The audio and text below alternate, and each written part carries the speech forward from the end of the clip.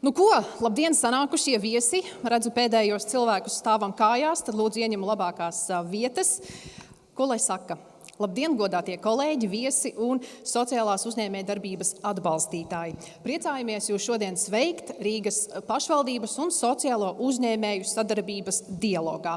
Par ko tad šodien mēs runāsim, stāstīsim, ko mēs vispār šodien šeit darīsim? Tātad pirmā sadaļa būs, runāsim gan par atbalsta programmām, gan arī par pieredzēm, izaicinājumiem, ar kuriem, protams, ir jāsaskarās, un, protams, arī par iespējām, kā tad īsti sociālie uzņēmumi un Rīgas pašvaldība var strādāt kopā vēl efektīvāk, vēl saliedējošāk un vēl visādi citādi labāk. Un, protams, paldies, ka esat klāt šeit klātienē, jo, saprotu, ka ir decembris, visiem ir neskaitām pasākumi, tuvojošās eglītes un viss kas cits.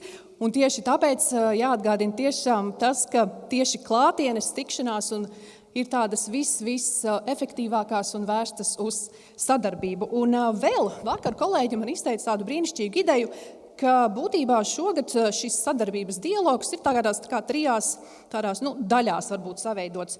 Tātad pirmajā etapā mēs runāsim par to, būtībā atskatīsimies, kā mēs esam dzīvojuši, ko mēs esam izdarījuši, kā mēs esam kaut ko pastrādājuši. Un tad nākamais, protams, ir iedvesma, runāsim par labākiem laikiem, par to, ko mēs varam darīt turpmāk labāk, un tad pēcāk arī būs ieskats nākotnē. Pietiek man runāt, lai tas oficiāli viss varētu sākties, tad aicināšu teikt ievadu vārdus mūsu Rīgas domes priekšsēdētājam Viesturam Kleinbergam. Lūdzu.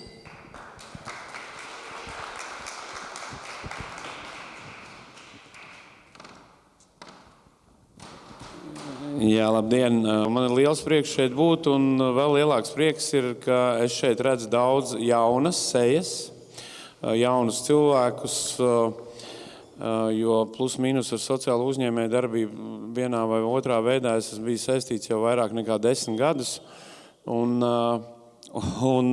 visu laiku vieni un tie paši cilvēki. Tagad dekorācijas ir pamainījušās, tas nozīmē, ka lietas ir nostājušās, teiksim, uz pareizā ceļa, un tie cilvēki, kas ir šausmīgi cīnījušies par to, lai attīstītos sociālā uzņēmēja darbība, jau ir, jau var atslāpt, laikam, acīm redzot. Un lasot programmu, redzot, ka šeit būs mans bijušais pasniedzējs Nils Mužnieks, kurš arī pilnīgi par citām tēmām pirms 24-25 gadiem ar mani sarunājās Latvijas universitātē. Tad tas pirmais jautājums bija tāds: Mužniekungs, kā jūs tik tālu esat nonācis?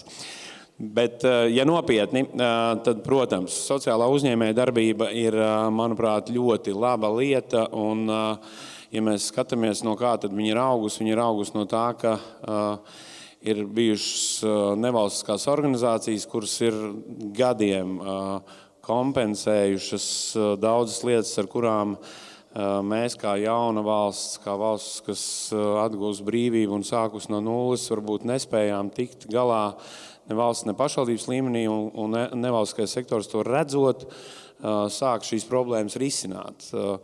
Sākot no cilvēktiesībām, no atbalsta cilvēkiem ar invaliditāti, ar dažādi citiem jautājumiem.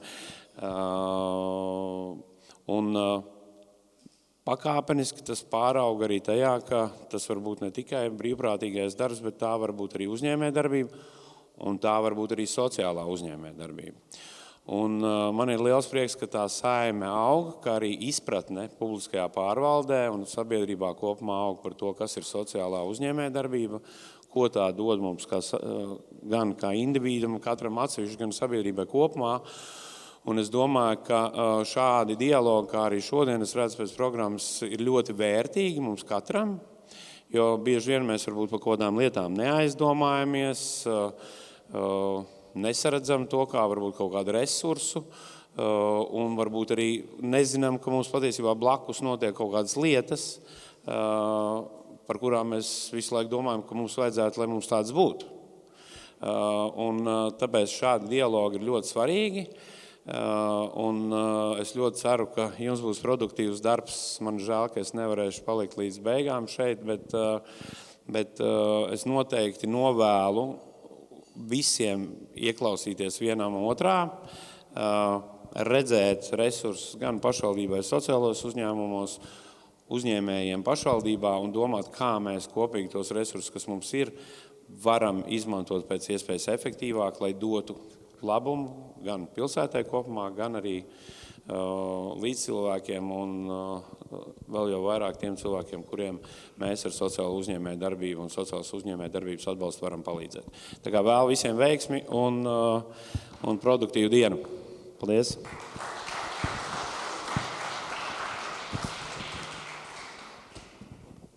Paldies Viesturam Kleinbergam par iedvesmojošiem vārdiem. Un, protams, ka nākamo runātāju, kā es vēlētos pieteikt, ir tātad vārds būs Latvijas sociālās uzņēmējdarbības asociācijas direktoram Nilam Muižniekam.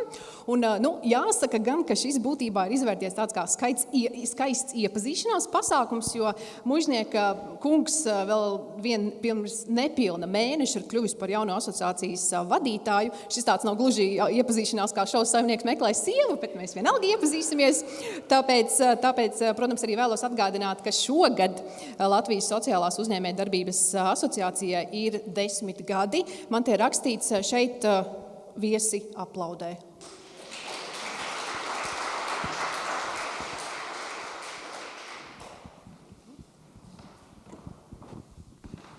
Jā, paldies. Man tiešām ir prieks iepazīties, jo es burtiski esmu mazāk nekā mēneši šajā darbā. Un es mācos katru dienu, es iepazīstu jaunus cilvēkus, apgūstu jaunas iemaņas, saprotu bišķi vairāk to drēbi. Man ir liels prieks, ka mēra kungs ir šeit, ka man bijušie studenti ir tik tālu arī attīstījušies un auguši.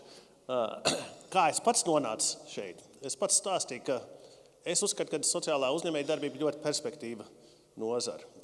Kāpēc? Es domāju, ka pasaules vēji pūš tā, kad NVO, nevalstiskām organizācijām, būs ar vien grūtāk. Viņiem būs grūtāk ar finansējumu, viņiem būs grūtāk cīnīties pret naratīviem, ka tie visādi liekēži, kas ir vienkārši ņem valsts naudu, kamēr sociālajie uzņēmēji tomēr paši pelna, ražo preces, piedāvā pakalpojumus, un es domāju, ka tā ir ļoti perspektīva, domājot par šiem grūtiem laikiem, kas mums stāv priekšā. Asociācija, sociālās uzņēmējdarbības asociācija, ko es vadu, nodarbojas faktiski 3 darbības virzienos. Viens, mēs mēģinām pārstāvēt nozares intereses, un burtiski, kad es sāku darbu, uzreiz ir grozījumi sociālās uzņēmējdarbības likumā, tur ir jāiesaistās par peļņas sadalu un par citām lietām, ir grozījumi izglītības likumā, kur grib mazās skolas, kas bieži vien ir sociālos uzņēmums, kas arī var viņus ļoti negatīvi skart, un īpaši tos bērnus, kas mācās tajā iekļaujošās izglītības jomā. Tad vēl sociālās ekonomikas plāns, kas tiek apspriests. Vārdu sakot, es sāku, un uzreiz man bija jāpeld ļoti strauji. Otrs virziens ir mūsu biedru kapacitātes celšana, dažādas apmācības un tīklošanās, un tāpēc es ļoti novērtēju to iespēju šeit iepazīties ar daudziem mūsu biedriem, bet arī ar tiem, kas nav mūsu biedri, lai saprastu, kāpēc jūs neesat mūsu biedri, kāpēc jūs neiestājaties asociācijā. Un trešais ir informēt sabiedrību. Un tas arī, kā jau mērs teica, tas ir tāds liels uzdevums, jo cilvēki nevar saprast, kas ir tie sociālajie uzņēmumi, kāpēc viņi ir vajadzīgi, kā viņi atšķirās no citiem uzņēmumiem, un kāpēc ir vajadzīga īpaša attieksmi gan no valsts pārvaldes, gan no pašvaldībām. Un tas ir tāds liels mūsu uzdevums, ir skaidrot, kāpēc tas ir vajadzīgi un ko tie labi dara. Mēs diezgan daudz strādājam ar pašvaldībām, jo pašvaldības var būtiski ietekmēt to vidi, kurā sociālie uzņēmēji strādā. Un es domāju, un Rīga ir īpaši svarīgs partners, jo no visiem reģistrētiem sociālajiem uzņēmumiem 2/3 ir Rīgā un Pierīgā. Vārdu sakot, Rīgas pašvaldība ir īpaši svarīgs partners visai nozarei. Un tas var rādīt labu piemēru arī citām. Un tāpēc šis pasākums ir ļoti svarīgs un ļoti noderīgs. Un es ceru, ka mēs varēsim to plaši izreklamēt kā tādu labu piemēru citām pašvaldībām. Es domāju, ļoti svarīgi, ka ir atbalsta mehānismi sociālajiem uzņēmumiem, nekustamo īpašumu nodokļu atvieglojumu, telpu nodošana lietošanai, sociāli atbildīgi iepirkumi, grantu programmas, un dažādi cita veidi atbalsta mehānismi. Bet ļoti svarīgi, ka sociālajie uzņēmumi izmanto šīs iespējas. Jo, ja sociālajie uzņēmumi nepiesakās, nav aktīvi, tad pašvaldība saka, ko mēs te darām, kāpēc mēs nākam pretī, ja nevienam tas nav vajadzīgs. Tāpēc es tiešām mudinu visus sociālos uzņēmējus izmantot tās iespējas, tos atbalsta mehānismus, kas tiek piedāvāti gan Rīgā, gan ārpus tās. Jā, un es vienkārši ļoti sagaidu šodienas prezentācijas, jo es pats, kā es teicu, es mācos katru dienu. Es ļoti priecājos par to sadarbību, kas ir izveidojusies ar Rīgas domu, un es ļoti ceru, ka mēs šo dialogu un sadarbību turpināsim. Paldies!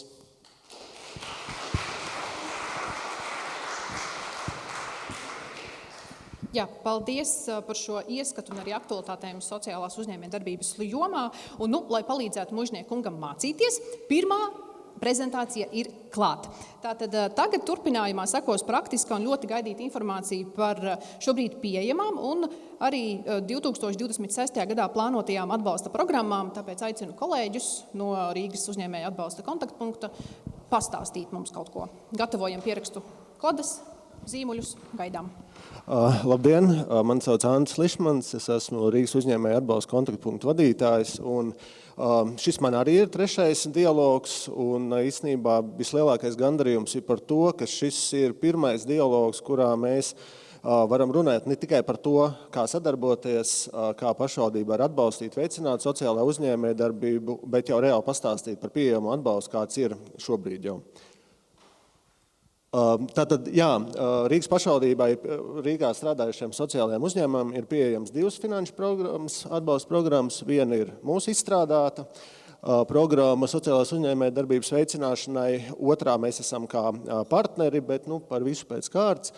Pagājušajā gadā izstrādājot Rīgas atbalsta programmu, mēs iekšēji diskutējām par to, ka mums, zinot to, kāds citur ir pieejams atbalsts, dažādi grantu programmas, autuma atbalsts, kas ir finansiāli daudzkārt ietilpīgāks, mēs domājam par to, kas būtu tāds unikālais, ko Rīga varētu piedāvāt, kas nav pieejams kaut kur citur. Un šeit, jā, talkā nāca asociācija, uzņēmējdarbības asociācija, kas ieteica mums vidas pieejamību. Vidas pieejamības darbi ir tie darbi, kurus citās atbalsta programmās grantos nav iespējams realizēt, un tad mēs fokusējamies uz to, jā, lai zinot arī to, ka Rīgā apbūve ir veidojusies daudz senāk, un tajos laikos vidas pieejamības prasības nebija sevišķi augsts, un tas ir ļoti būtiski, lai nodarbinātu cilvēkus ar invaliditāti vai arī sniegt pakalpojumus cilvēkiem ar invaliditāti. Tādēļ, jā, tā veidojās mūsu atbalsta programma. Par pirmo gadu runājot, tātad viņas gada budžeta apjoms ir 60 000 eiro, un mums ir paredzēts līdzfinansējums vienam atbalstam līdz 15 000 eiro, bet ne vairāk kā 90% no atbalstāmajām izmaksām. Šajā gadā saņēmām 5 pieteikumus, diemžēl 3 nācās noraidīt, jo tur bija izslēdzoši šķēršļi, kur mēs nevarējām rīkoties savādāk. Labā ziņa ir tāda, ka vismaz 2 no šiem uzņēmumiem šo šķēršļu šobrīd ir novērsuši, un nākamajā gadā ir apņēmušies, vismaz mums teikuši, ka startēs arī nākamajā gadā.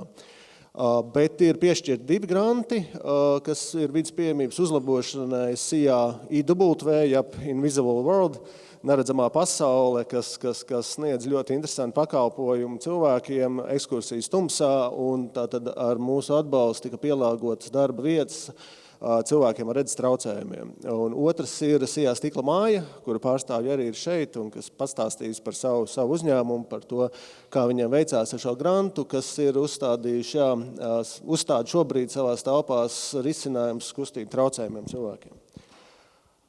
Par 28. gadu šobrīd veicam novērtējumu programmas, pavisam drīz noteikumi būs pieejami sabiedriskā apspriešanā, noteikti sūtīsim, informēsim, kad tas būs noticis.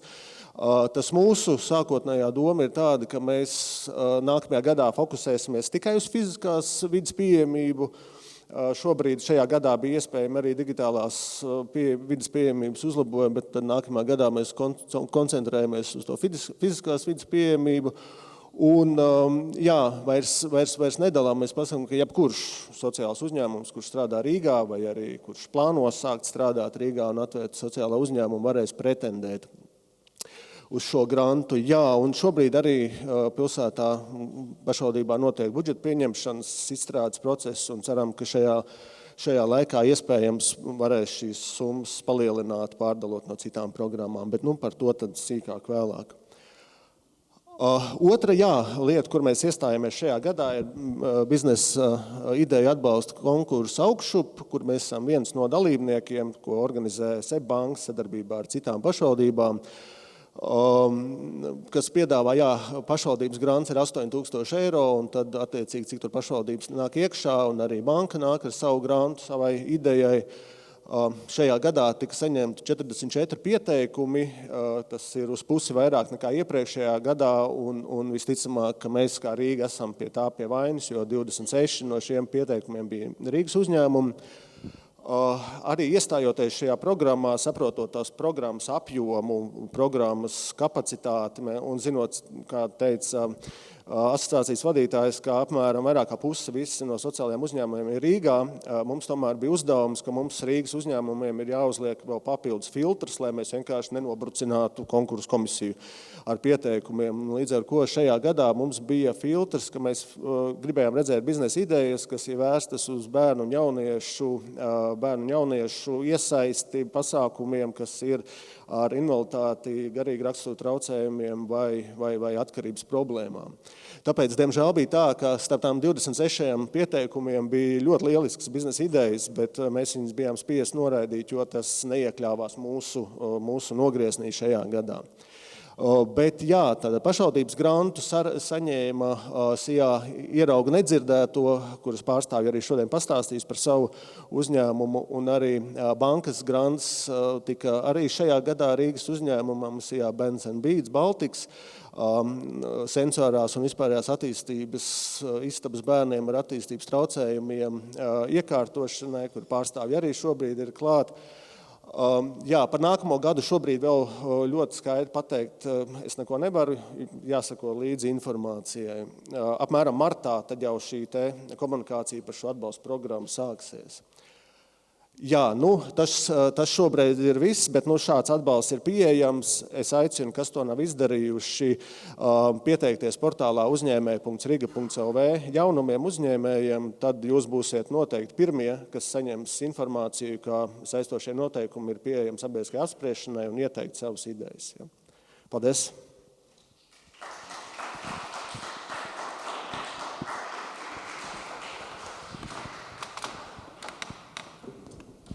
Paldies par skaidrojumu un aktualitātēm. Domāju, ka tas ir tāds lielisks pieturas punkts, kā tad turpmāk mums visiem dzīvot. Un tagad turpināsim pieredzes stāstu sesiju.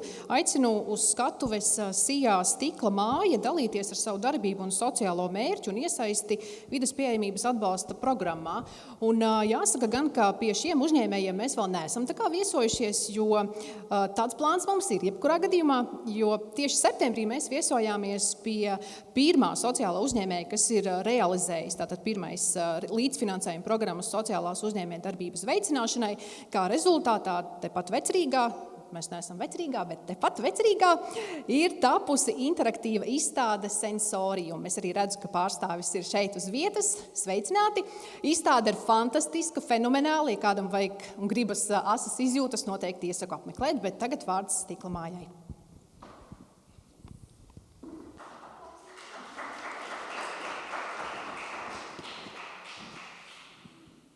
Labdien! Mani sauc Anna, un es šodien mazliet pastāstīšu par studijas iesākumiem, kā es un kā mana kolēģe, pēc tam man pievienojāties, nonāca līdz šim uzņēmumam.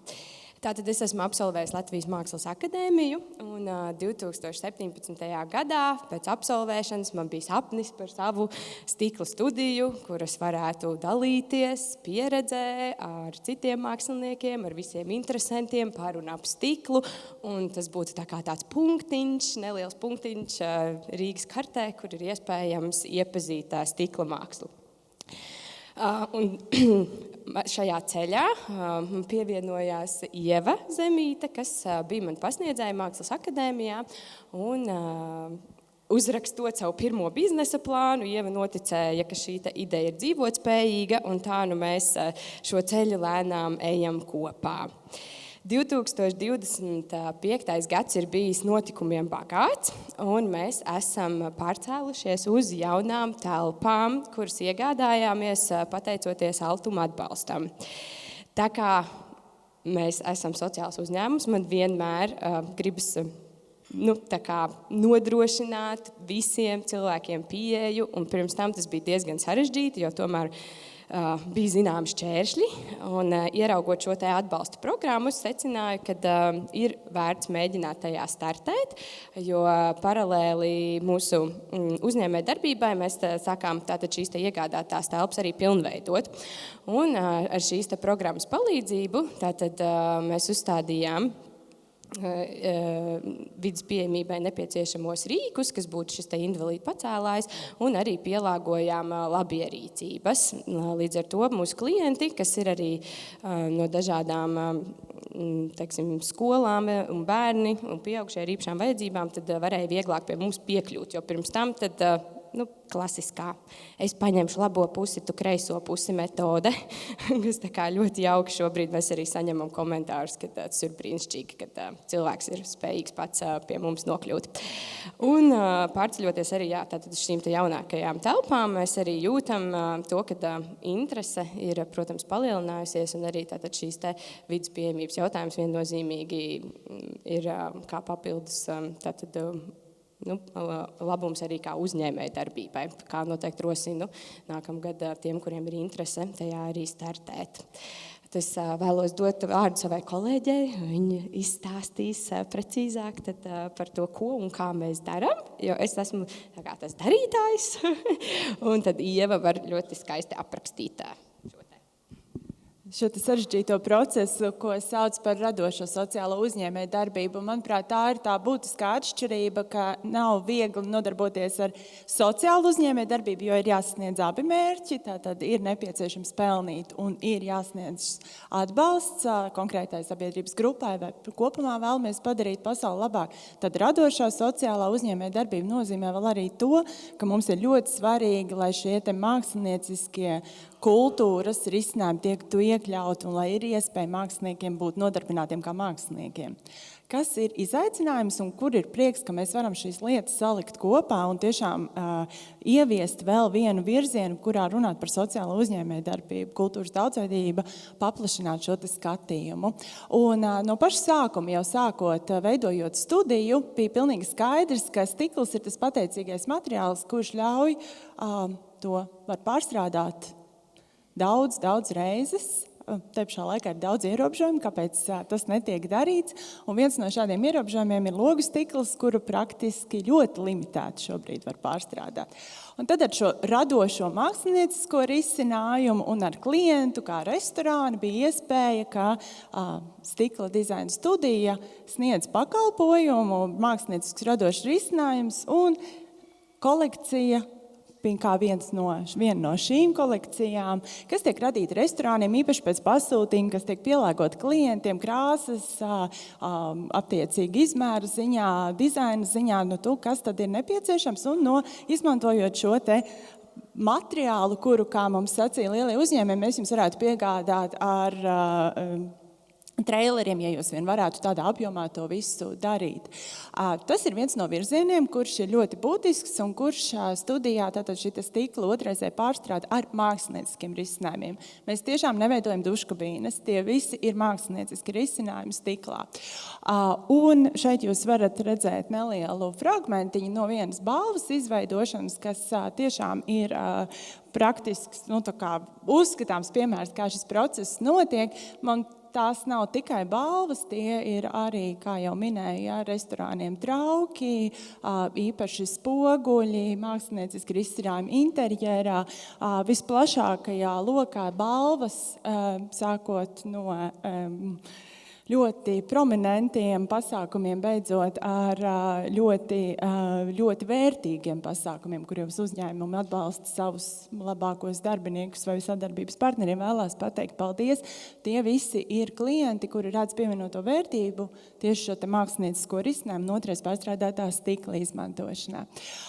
Tas iezīmē vēl vienu mūsu darbības virzienu, kas ir publiskās meistarklases, kurās tiek dota iespēja iepazīt šo te, piedzīvot, izmēģināt, saprast, pavadīt laiku kopā un atklāt materiālu. Ne tikai materiālu, bet kopīgi piedzīvojumu māksliniecisku risinājumu izbaudīšanā. Un trešais virziens ir mākslinieku nodarbinātība, par ko es īpaši iestājos, jo tie ir mūsu studija atver durvis un dod iespēju māksliniekiem ar atbalstu, saņemot atbalstu, jo iedomājieties, cik nepieciešams ir stikla kausēšanas krāsnes, cik ir daudz nepieciešams tehniskais nodrošinājums, lai mākslinieks, kurš pirms tam ir Mākslas akadēmija apguvis šo profesiju, varētu pats atvērt savu studiju. Tāpēc mēs strādājam ar to, lai cilvēki var nākt un izīrēt uz stundām, uz noteiktu laika periodu un savu produktu pārdot ar savu zīmolu, veidot savu biznesu. Šeit jūs redzat arī dažas ieskats no Latvijas skolas Somas programmas, kuriem bērniem tiek dot iespēju piedzīvot un pirmo reizi izmēģināt, ko viņi var radīt no stikla. Veidojot skaistas sirsniņas un skaistus dekorus, kurus paņem pēc tam mājās līdzi un dāvināt sev mīļajiem. Un viens būtisks virziens biznesam ir ārvalstu turisti Rīgā, kuri dodās uz Grīziņkalnu, kas ir patiesībā izrādās diezgan tuvu viņu ceļam, lai piedzīvotu stikla nodarbības. Un šeit ir jāsaka vēlreiz liels paldies par šo te iniciatīvu un iespēju pielāgot telpas, kas mums uzreiz jau ļauj teikt, un mums ir vairākas grupas, kas ir teikšu, mēs izvēlējāmies nākt tieši uz šo uzņēmumu un piedzīvot radošo nodarbību, jo jums ir vidas pieejamība, kura ir viens no aspektiem, kas ļauj grupā cilvēkam ar ratiņkrēslu uzreiz skaisti mūs pacēlā iekļūt telpās. Nu, un tad Ziemassvētku noskaņās otrais pārstrādātā stikla snikpārsliņas, kuras Latvijas sociālās uzņēmējdarbības asociācija ir ielikusi savā piedāvājumā, un mēs priecīgi dalamies ar šo skaistumu, kuru var iekārt eglītē, kas izskatās pēc īstas stikla sniegpārsliņas, un arī ir izmantots stikls, kurš ir nonācis otrreizējā pārstrādē. Pavisam īsi vēl par mākslu publiskajā telpā, kas ir vēl viens virziens, kas mums šķiet būtisks, kuram mēs piesaistām paši radošo projektu finansējumu. Tas ir radošās Eiropas projekts, kurš bija Grīziņkalnu parkā skulptūra un balvas sadarbības partneriem. Šeit ir pārstrādātā stikla balva un daudz dažādu variantu, kur mēs esam priecīgi ar tiešām, kur Anna var dizainu pārsteigt un radīt kaut ko tādu, kas ir gan nepieciešams, gan vizuāli pievilcīgs un varam lepoties ar Latvijas dizainu, mākslinieciskiem risinājumiem un ar to, ka stikls ir materiāls, kuru mēs varam izmantot pārstrādē un radošā procesā.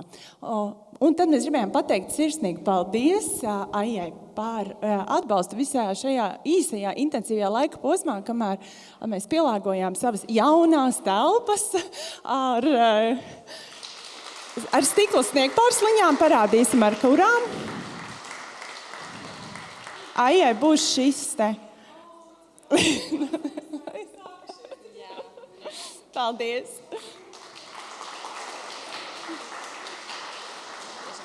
Tiešām Aija, man liekas, ir īstais cilvēks īstajā vietā uz visiem muļķīgajiem jautājumiem. Viņa atbild ļoti izsmeļoši, ļoti pamatoti un ļoti tiešām palīdz arī šos te projektus realizēt. Tā kā vēršieties pie Aijas.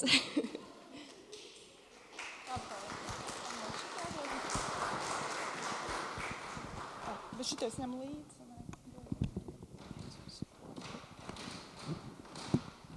Jā, paldies par šo atklāto un tādu iedvesmojošo prezentāciju.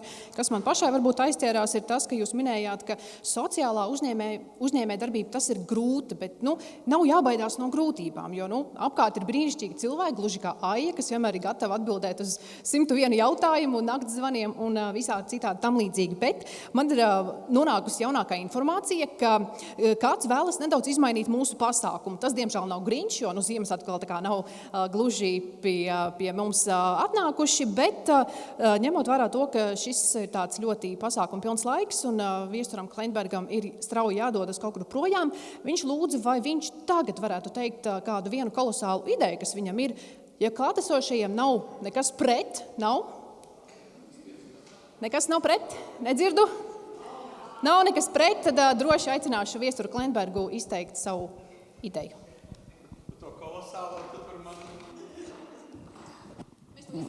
Jā, Girta atceries, tad es neteicu, ka kolosāla ideja, bet labi, šitais tiešām nav iestudēts un vienkārši sēžot un domājot par to, kā kādreiz mēs ar Mārtiņu Moru vēl tālajā apmēram 2009. gadā, 10. biedrībām, kas nāca prasīt naudu, vienmēr teicām, es saprotu, ka jūs prasat mums, kā mēs jums varam palīdzēt, bet izstāstiet, kā jūs mums varat palīdzēt. Un es izdomāju, ka es varētu palikt pie šī principa, jo sociālai uzņēmēji ir tiešām tie, kuri var palīdzēt mums kopumā. Un es gribu iemest šeit vienu mazu ideju, un es ceru, ka no tās idejas mums izvērtīsies nākamais dialogs ar asociāciju, ar uzņēmējiem. Un stāsts ir par ko? Piemēram, es vienu dienu satieku savu dēlu ar viņa klases biedriem, ārā līst lietas, un viņi nāk reptelpā lejā, es eju mājās, viņi nāk lejā ar slotu un šaufeli, un es saku, uz kurien jūs ejat, ar slotu un šaufeli. Es saku, mēs ejam uz pagrabu, tīrīt pagrabu. Es saku, kāpēc? Mēs tur tusēsim. Un kāpēc viņi to dara? Tāpēc, ka viņiem nav kur tusēt. Tāpēc, ka nav tādas vietas, kur viņš var aiziet pēcpusdienā un vienkārši pavadīt brīvo laiku. Mums ir Origo bērni. Es nezinu, vai šeit, kuri zina, ka mums ir arī Akropoles bērni. Jūs zināt, ka ir arī Akropoles bērni. Tie ir tieši tādi paši bērni, tikai vienkārši viņiem no tā ķēngaraga tuvāk ir līdz Akropolē nekā līdz. Un kad viņiem, starp citu, runāju šeit pirms vakardien ar kolēģiem, un kad viņi veic aptauju, ko vajadzētu pilsētai uzlabot, ziniet, ko ķēngaraga bērni saka, ko vajag uzlabot? No Akropoli vajag uzlabot. Tāpēc, ka viņi pavada tur laiku savu brīvo. Un tajā pašā laikā mums ir demografiskā krīze, mums bērnu skaits samazinās skolās, samazinās bērnu skaits pirmskolas izglītības iestādēs. Mēs samazinām, slēdzam skolas, īpašuma departaments dusmojās, ka mēs nepietiekam ātri slēdzam, viņas paliek tukšas telpas. Un, ja godīgi, mums virknes skolas ir tādas, kurās 1/3 daļa no telpām principā nav noslogota. Un tā mana ideja, ko es gribu šeit iebērt šodien, sociālajā uzņēmējdarbībā, un es ticu, ka to var izdarīt, padomājam uz nākamo dialogu par lietām, ko mēs varētu kādu sociālo uzņēmējdarbību attīstīt, kādus pasākumus organizēt, kas varētu būt reizē interesanti uzņēmējiem, reizē vajadzīgi sabiedrībai kopienai kopumā. Es, piemēram, pateikšu vienu piemēru.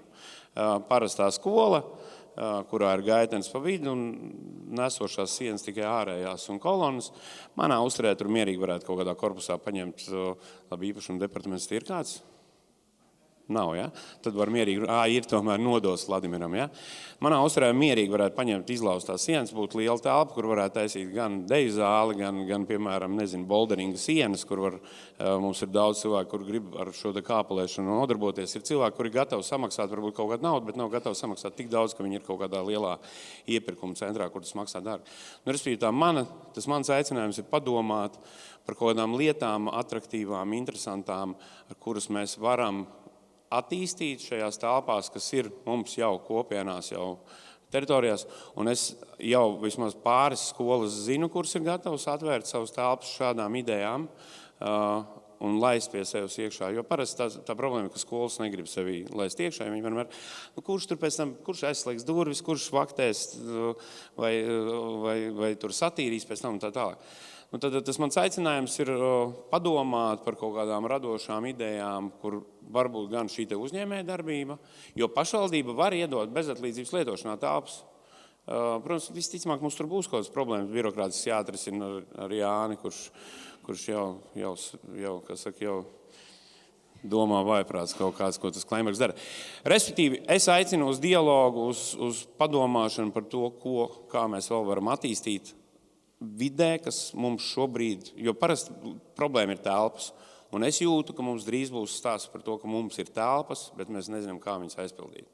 Un varbūt tieši sociāla uzņēmējdarbība, kas var padarīt, kas var izvest no mājām vecu cilvēku, kurš viens pats sēž 4 sienās, kas var radīt kaut kādu vietu, kurā jaunieci jūtas droši, labi, un viņam ir interesanti pavadīt laiku. Dažādas alternatīvas domājam un aicinu uz dialogu. Paldies!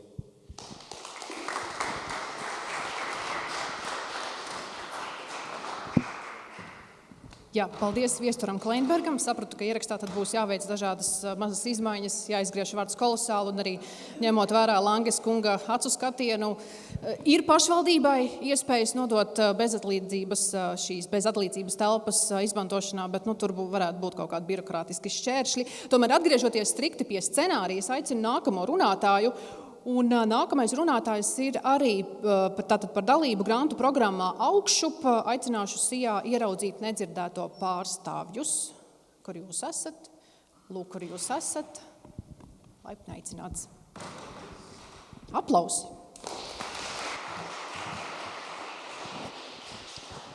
Labdien.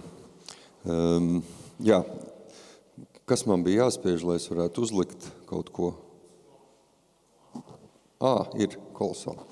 Jā, labdien, prieks jūs redzēt. Šajā telpā gan esmu bijis pārsvarā saistībā ar brīvprātīgo norisēm, bet šoreiz esmu kā sociālais uzņēmums. Varbūt nedaudz vēstures tomēr gribētu, jo varbūt mani citi zina kā diriģenti un jauniešu kora balss, un patiesībā sakot, tur tas viss arī sākās. Mēs pirms 5 gadiem izlēmām, ka mēs gribam radīt iespēju cilvēkiem dzirdes traucējumiem apmeklēt mūziku, apmeklēt koncertus, un mēs konstatējām, ka, diemžēl ir tā, ka, ja cilvēks ir nedzirdīgs, tad viņš pat arī skolā lāgā par mūziku nemācās. Jo nav arī tādas programmas, un mēs domājām, ka visdrīzākais tas ir neiespējami. Ja, pēc būtības mūzika jau mēs uztveram lielākoties ar dzirdi, kaut gan, protams, mēs zinām, ka tā ir arī vibrācija un ir dažādas citas iespējas, un tad tas, ko mēs sapratām, ka ir mūzika mūsos, ja mēs klausamies mūziku, rada sajūtas un emocijas. Un, ja tu izmanto zīmolotu tulku, viņš lielākoties tomēr tev informē par vārdiem. Un tad mēs domājam, kādā veidā mēs varētu mūziku nedzirdīgam cilvēkam mūziku padarīt sajūtās un emocijās uztveram. Un mēs izvedām tādas tā kā sākotnēji, sākās visi jauniešu korī balsis, un mēs uztaisījām tādus video, 11. Sākums vispār bija sarežģīts ar LNS, mēs tikāmies un citām nedzirdīgu organizācijām. No sākuma viņi teica, jā, mūs to akvāriju stūrītī un mēs būsim laimīgi. Bet tad mēs sākām domāt, ka varbūt tur ir kaut kas vēl vairāk izdarāms. Un īstenībā tā mērķa auditorija pašā sākumā nebija ļoti atvērta. Mums vajadzēja tā kā ielausties, vajadzēja parādīt to, ka var lietas darīt arī varbūt savādāk. Un tad šie video bija labs sākums. Mēs izmēģinām dažādas tehnoloģijas, kinētiskas un visādas. Un tad, kad Ivars, tas, kas tagad LNS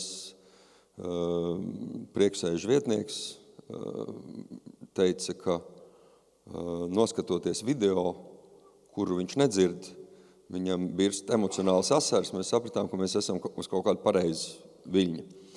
Un tad mēs sākām to attīstīt un uztaisījām pirmo koncertu. Un pirmais koncerts mums bija, tas bija Dziesmu svētku gads. Pirmais koncerts mums bija Kokara zālē. Mēs speciāli aicinājām cilvēkus ar dzirdes traucējumiem, kopā bija 120.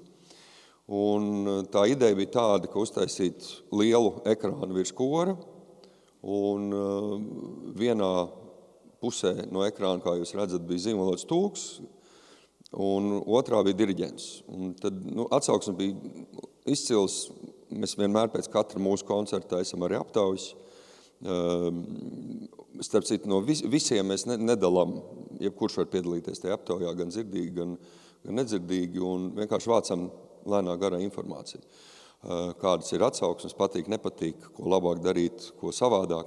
Un tad bija tā, ka uz tulku skatījās apmēram 5% laika, un tad nedzirdīgie teica, tas bija fantastiski, ka viņi varēja skatīties uz diriģentu. Jo tieši tā pārnes, ko dod diriģents mūzikas procesā, tā emocionālā un sajūta pārnes, tas bija daudz svarīgāks nekā vienkārši vārda burtiskais tulkojums.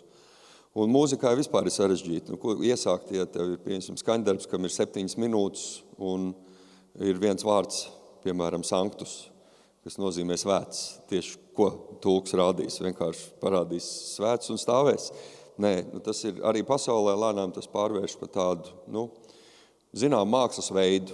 Un zīmolos tulku mēs zinām Latvijā, diemžēl nav tik daudz, cik šobrīd vajag, jo šīs piekļūstamības jautājumi ir daudz aktuālāk, ne tikai nodot informāciju, bet tiešām, lai cilvēki aktīvi var piedalīties kultūras procesos. Un tad bija pilnīgi skaidrs, ka kaut kas jādara arī ar tulkiem. Mums ir viņu skaits jāaudzē, mums ir jāpalīdz viņiem saprast, ko nozīmē darboties mūzikas jomā ar tulkošanu. Un tad, šis bija labs sākums, tad mēs mēģinājām vēl dažādi nedaudz sadalīti. Mums bija koncerts basēnā. Ja jūs iedomājaties basēnu, tad jūs teicat sēžat, daļai sagriežaties, bet uz manu pusi, tad tur jūsu galdiņi tur nav, viņi kaut kur tur gar malām. Tad, principā, epicentrs ir ūdens, nevienam nepieejams, visi sēž līdzināties sadaļā. Mēs pirmo koncertu uztaisījām tādu, ka mēs neiezīmējām konkrētas vietas cilvēkiem dzirdes traucējumiem, ļoti slikts atsauksmes. Bet mēs arī apzināti speciāli taisam koncertus tādus, kur mēs kļūdamies, lai mēs varam pierādīt, ka tas ir nepareizi, nevis izdomāt, ka tas ir nepareizi. Un nedzirdīgu auditoriju jau ir pieradusi nākt uz šīm kultūras norisēm, jo viņi zina, ka par viņiem tur ir padomāts. Un, starp citu, arī biļešu paradīzē tā ir rociņas, ja kādreiz ir kāds pasākums ar rociņām, ir skaidrs, ka tur zīmolas tulks, agrāk nebija. Biļešu tirgotājiem nebija arī tādas ikonas, viņi viņas nelietoja, jo nebija pieejami vienkārši pasākumi. Tagad tas jau ir daudz vairāk attīstījies. Ļoti neveiksmīgi. Interesanti, bet neveiksmīgi. Jā, kaut gan jūs redzat ļoti līdzīgi, kā tas bija iepriekšējā koncertā, kur bija ekrāns virs. Šeit ir tas pats, bet redzamība. Jo, tad, protams, ko mēs darījām, nākamais koncerts, tas basēna koncerts bija kolosāls, visiem patika, tāpēc mēs taisījām pilnīgi citu programmu, bet atkal basēnā, un tas jau bija Baltajās naktīs, bija 3 performances, tur ir 600 vietas, visu laiku bija pilns. Un tad mēs iezīmējam, mēs pat sākām kartas zīmēt, kurā vietā cilvēki ar dzirdes traucējumiem ir gaidīti, jo tas būs viņa komforta zona, tur viņi jutīsies labi. Jā, tā kā šie bija tādi bezmaksas koncerti, tur nevar izvēlētas vietas nopirkt, bet tu zini, kur tev jāiet. Šis bija ļoti veiksmīgi, uzreiz bija tieši tā pati vieta, cita pieeja, un tas strādā. Tad jau minēju par zīmolas tulkiem, tad lielākā blakne, labākā blakne, ko es varētu teikt, ir tā, ka ir augusi interese tieši mācīties par zīmolas tulkiem.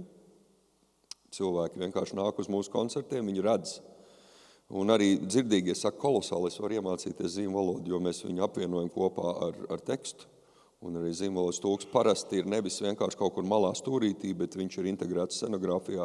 Viņam ir viena no galvenajām lomām, jo arī, kad mēs par to domājam, tā mūsu filozofija tāda, ka mēs negribam integrēt cilvēkus ar dzirdes traucējumiem nekur.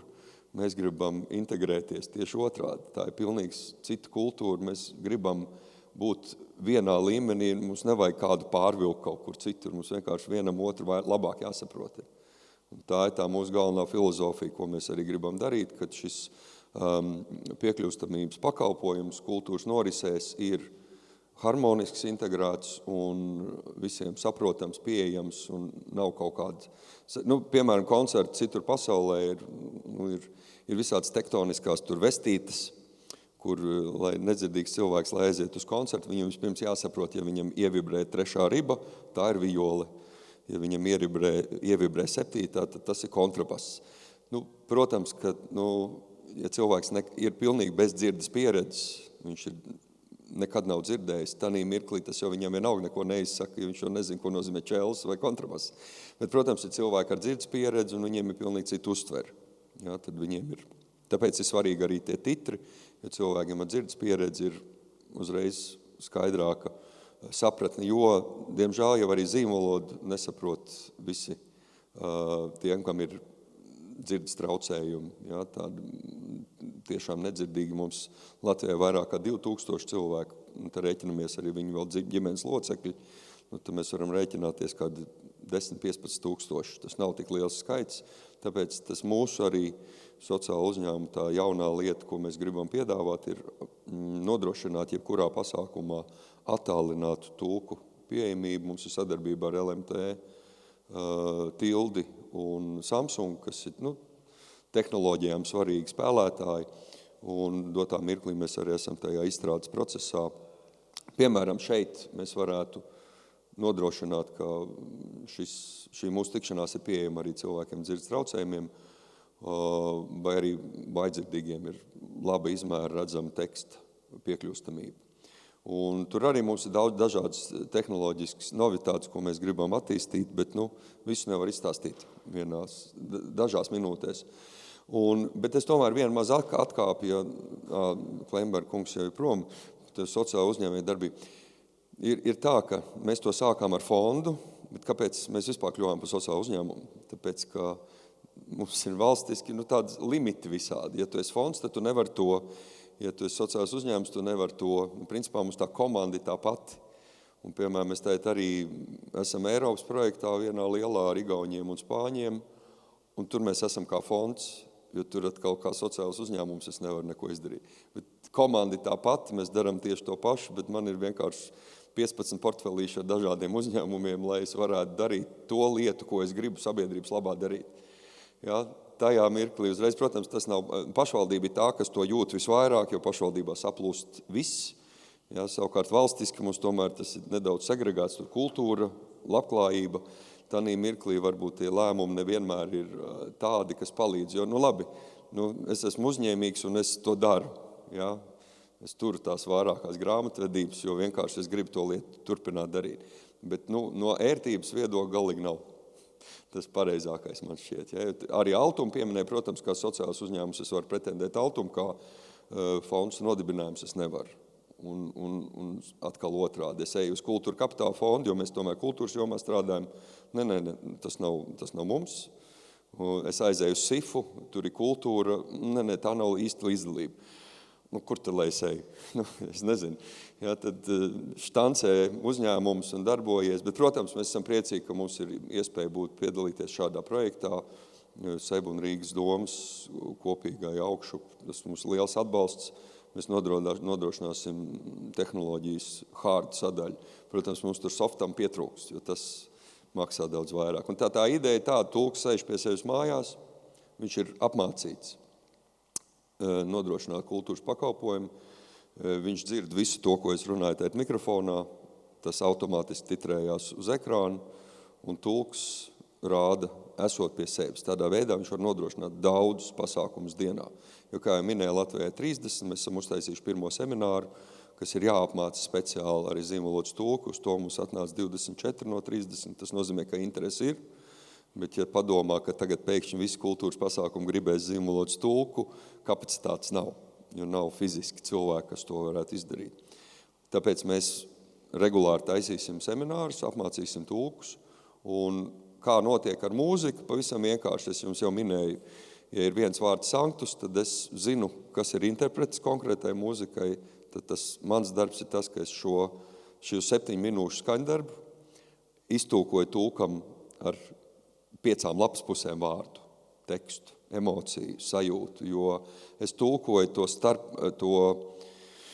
starp posmu, starp vienkārši to, ka mēs klausamies, un to, ko ir domājis komponists, un to, ko grib interprets. Es to iztulkoju vārdos, iedod zīmolots tulkam, un viņam ir ko stāstīt nedzirdīgam cilvēkam, viņš viņu ved cauri šai 7 minūšu mūzikai.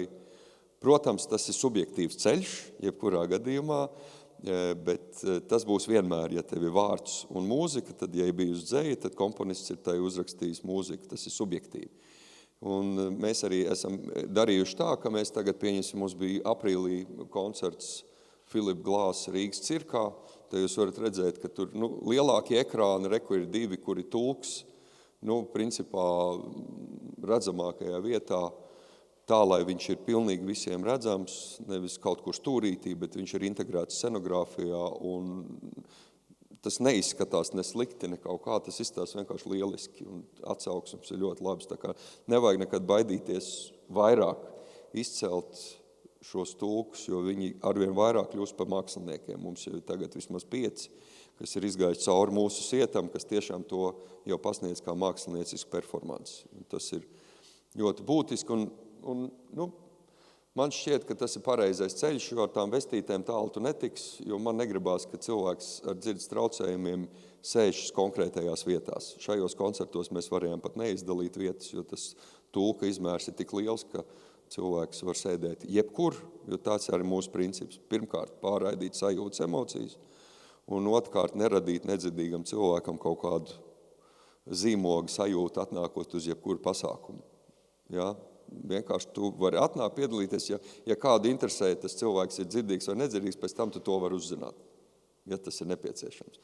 Bet tas ir tas, ko mēs arī gribam, un tad, ko mēs arī praktizējam, un tad tie semināri pagaidām mums ir bijis viens, burtiski nesen, un nākamais jau būs februārī, un es ceru, ka mums izdosies kopīgi radīt daudz tulkus, lai šie te kultūras pasākumi būtu piekļūstam pilnīgi visiem, vienkārši pēc izvēles, nevis pēc piedāvājuma. Ja mēs skatāmies arī Latvijas televīzijā, tad bieži vien tie tulkotie titrētie vai tulkotie filmas vai izvēle, kāds ir izvēlējies, ko vajadzēs skatīties cilvēkam ar dzirdes traucējumiem.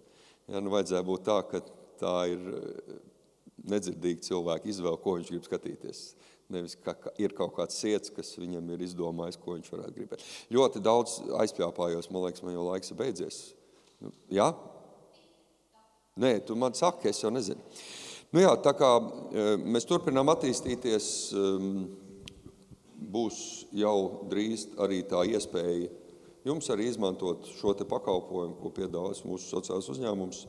Vienkārši jums vajag, ka jūs pasākums ir pieejams, ir podziņa un viņš integrējās. Piemēram, arī šādā prezentācijā, ja jūs pat stundu pirms tam izdomājat, ka jums vajag, mēs varam tāpēc man vajag softu kārtīgi vēl izprogrammēt, ka viņš vienkārši automātiski integrējās jūsu prezentācijā un netraucē nekādā veidā nodrošinot to, ka tas ir piekļūstams cilvēkiem ar dzirdes traucējumiem. Man laikam viss.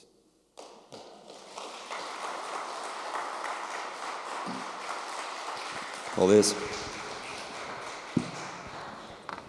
Jā, pateikšu arī no savas puses. Liels paldies par šo tādu reālo pieredzes stāstu, kas tiešām apliecina, ka sociālajie uzņēmēji dien ir tādi vērtīgi cilvēki, vērtīgi tāda kopiena, kas spēj padarīt cilvēku labbūtības, tādu ikdienas veicināšanas visu šo aspektu.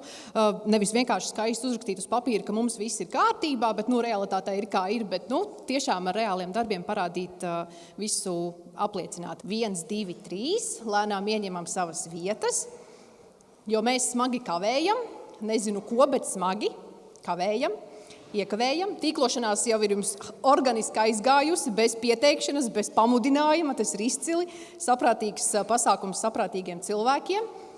Un tad redzu, ka Aija apsēdās, bet Aija var atkal piecelties, jo ir pienākusi Aijas kārta runāt. Jā. Lūk, arī mana pirmā kļūda, ko cienījamais operators ceru, ka arī izgriezīs, jo prezentācijā vēl nav laiks, vēl ir laiks oficiālai uzrunai, tāpēc uz skatuves aicinu Rīgas domes sociālo jautājumu komitejas priekšsēdētāju Inesi Andersoni. Lūdzu.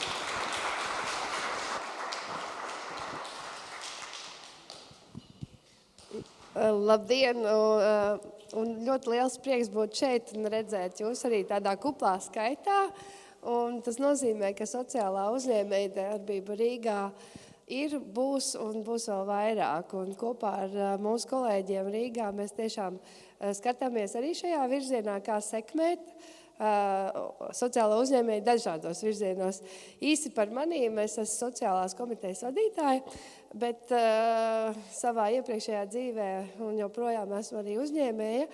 Un es ļoti labi apzinos to, ka uzņēmēja darbība, uzņēmēja darbības gars, uzņēmība, uzņēmēji ir Latvijas nākotne, vajadzīgi, kā lai saka, sargājami, audzējami un nākamā paudzes mums ir jāvirza uzņēmēja darbībā. Un tieši sociālā uzņēmēja darbība, es domāju, ir tas, kā lai saka, ļoti viegls var būt, neteikšu viegls, bet pirmais solis arī jauniem cilvēkiem, jaunai paudzei ieiet uzņēmējdarbībā. Tā kā es gribētu arī ielikt šo kā tādu ideju nākotnē, domāt par to, kā mēs varam sekmēt tieši jaunu uzņēmumu, sociālo uzņēmumu veidošanos, jaunās nākamo paudžu iesaisti uzņēmējdarbībā tieši sociālajā jomā.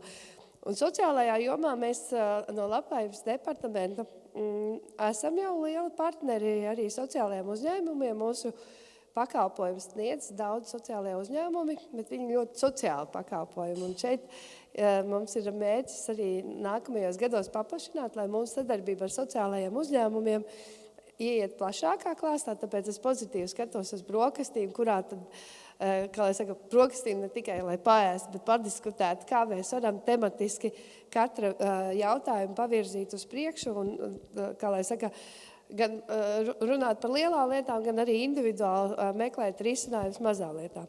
No savas pieredzes pēc, kā lai saka, 4-5 mēnešiem šajā lomā es biju apņēmības pilna Ziemassvētkos dāvināt sociālā uzņēmēju sarūpētas dāvanas un pirmām kārtām, ņemot vērā, ka jūs ir daudz un kuru tad, lai es iesaku, es sāku pievērst uzmanību Rīgas specializētajām darbnīcām, kas arī ir sociālajie uzņēmumi.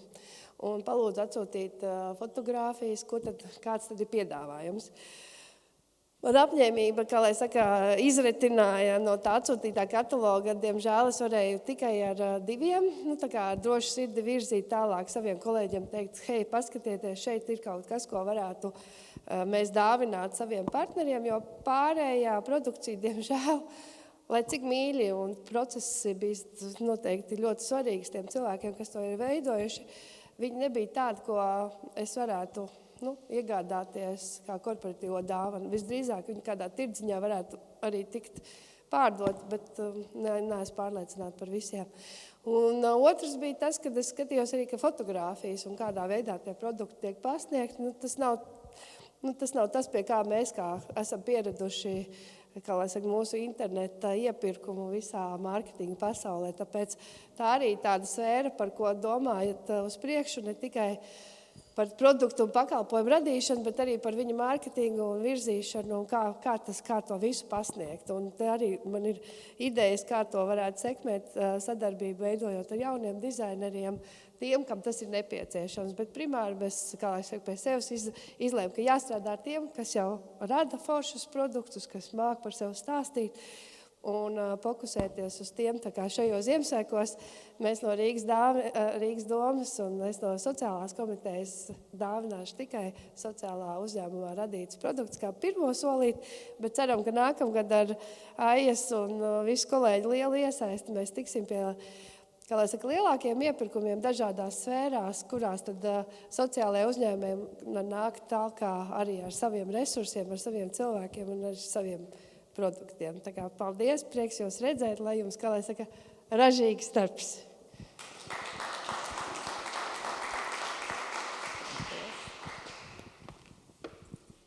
Labdien! Mani sauc Aija Lilienfelde, un es esmu projektu koordinātora Rīgas uzņēmēju atbalsta kontaktpunktā.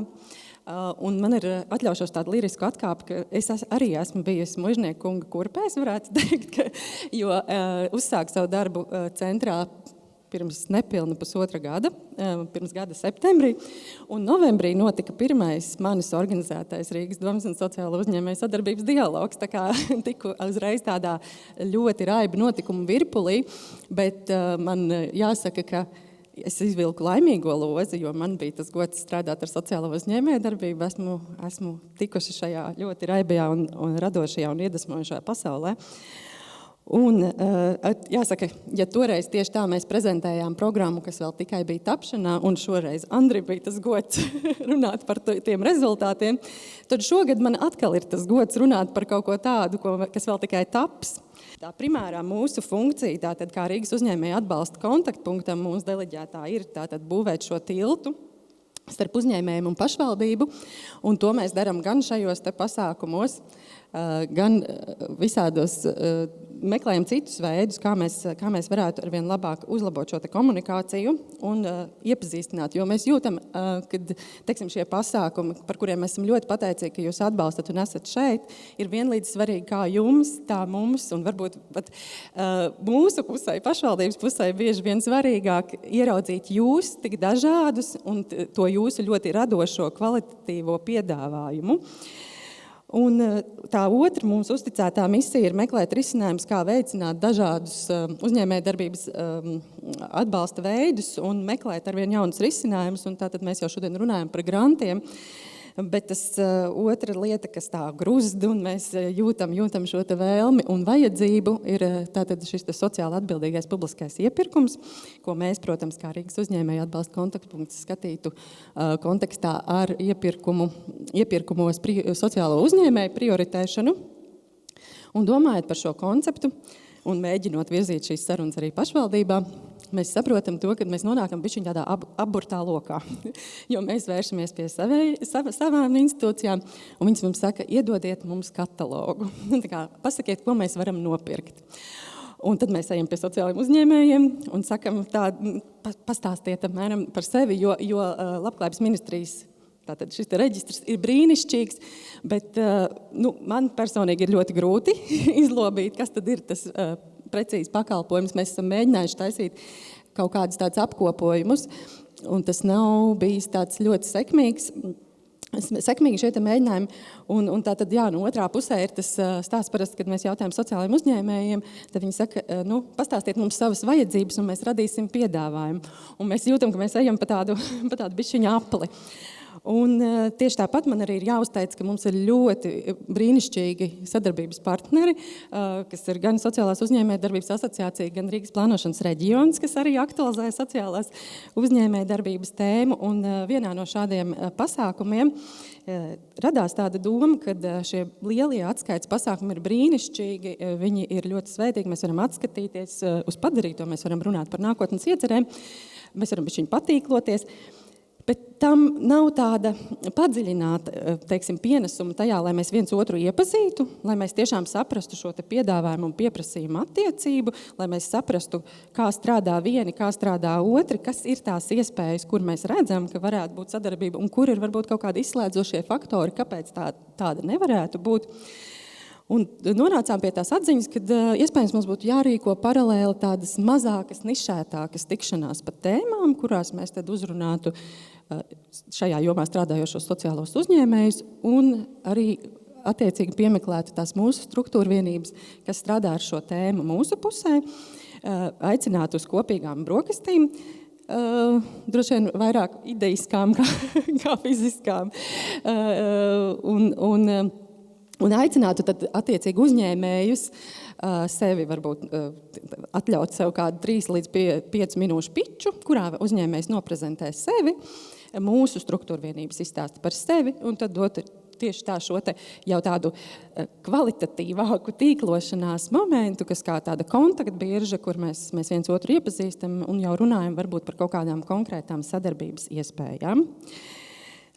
Proti, tas arī tas, ko attēlo šī mūsu piltuve, kur mēs redzam, ka mums vajadzētu visas šīs lietas salikt vienā un mūs organizēt sociālo uzņēmēju brokastis.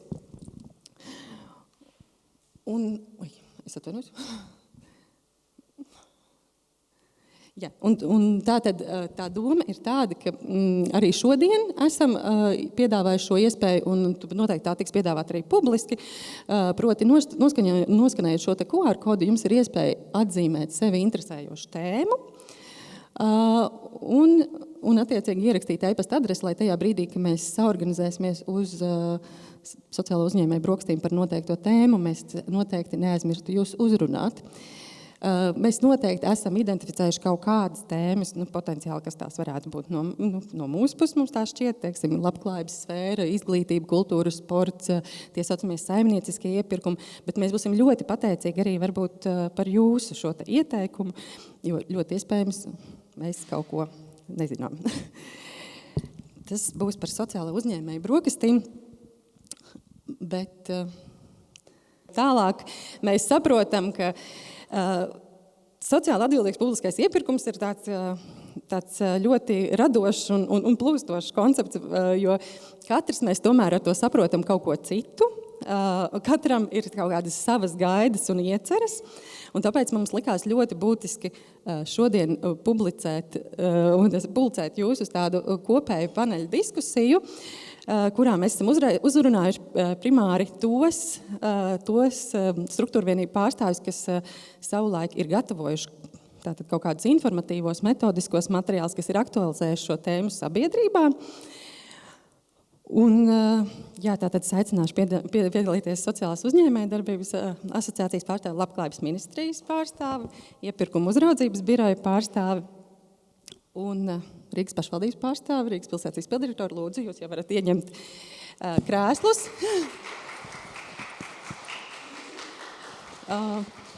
Atstājot brīvu šo krēslu, jo šo mēs organizēsim kā tukšā krēsla paneļa diskusiju. Proti, sākumā mēs droši vien iepazīsimies un parunāsim par šo tā vairāk konceptuāli, bet pēc tam jūs ik viens esat aicināti, ja jums ir ko teikt, ir jautājums, jūs vienkārši vēlaties reflektēt, ieņemt tukšo krēslu un pievienoties šai diskusijai. Un proti, es gribētu sākt ar iepirkuma izraudzības biroju, jo droši vien jūs būsiet tā institūcija, kas mums vislabāk varētu iedot tādu atskatu un retrospekciju par to, kas tad ir sociāli atbildīgs publiskais iepirkums. Un kāpēc, neskatoties uz to, ka Latvijā tas vēl nav obligāts, jūs šo tēmu aktualizējat un strādājat pie tās. Labdien, kolēģi! Jā, es esmu Līga no iepirkuma uzraudzības biroja un runājot par sociāli atbildīgu publisko iepirkumu. Sociāli atbildīgs publiskais iepirkums tātad ir tāds iepirkums, kam ir tāda papildus pievienotā vērtība. Proti, jūs nopērkat nevis tikai to, ko jums vajag, bet jūs tādējādi radat kaut kādu pievienoto vērtību.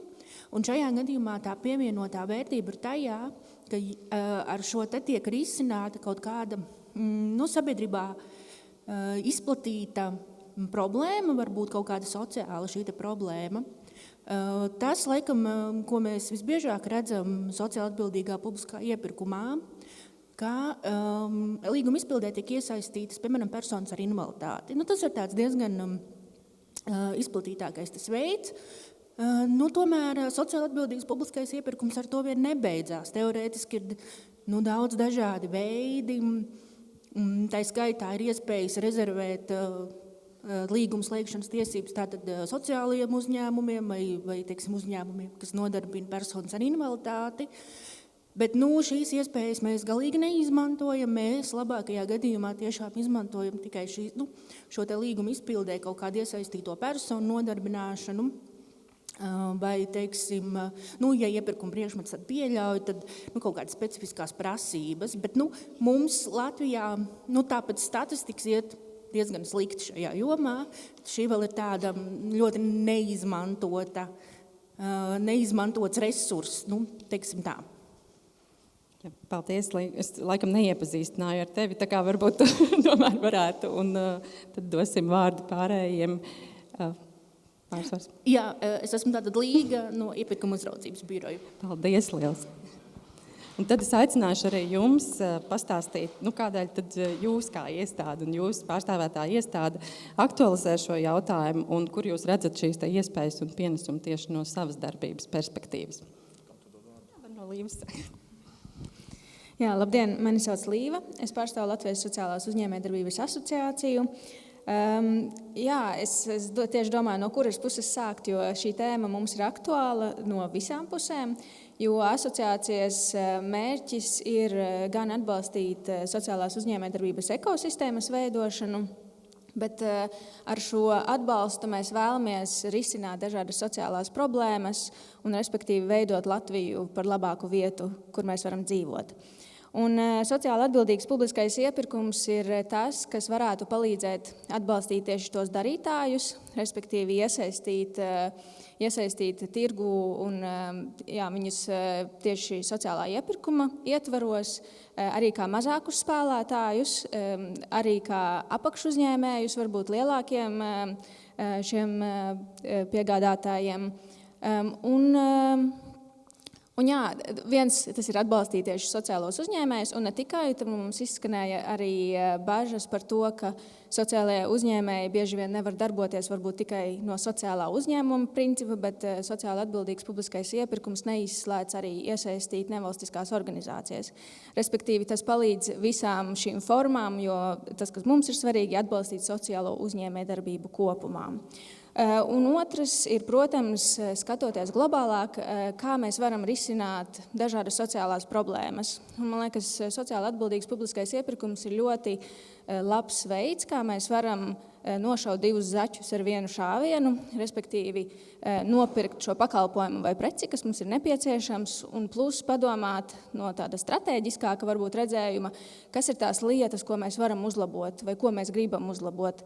Līdzīgi, manuprāt, kā augšupā Rīga izvēlas specifisku fokusu, ko tieši jūs vēlaties panākt ar šo augšup grantu, tā arī šie atbildīgie iepirkumi ir šī iespēja atrisināt vai mēģināt atrisināt kādu no šīm problēmām. Varbūt šis tā iesākumam. Juri? Jā, labdien, mani sauc Juris Cebulis, un es esmu no Labklājības ministrijas, strādāju projektā atbalsts sociālajai uzņēmējdarbībai, bet runājot par sociāli atbildīgu publisko iepirkumu, tad mūsu ministrijai ir plašākas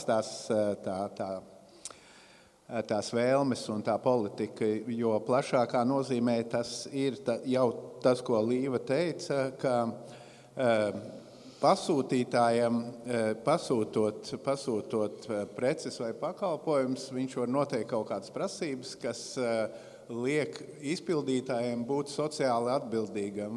Kā jau Līva minēja, vai izpildītājiem jābūt tādam, kurš nodarbina personas ar invaliditāti, vai jāpiesaista kādi sociālie uzņēmumi, vai kaut kādas citas prasības, kuras tiek uzstādītas izpildītājiem.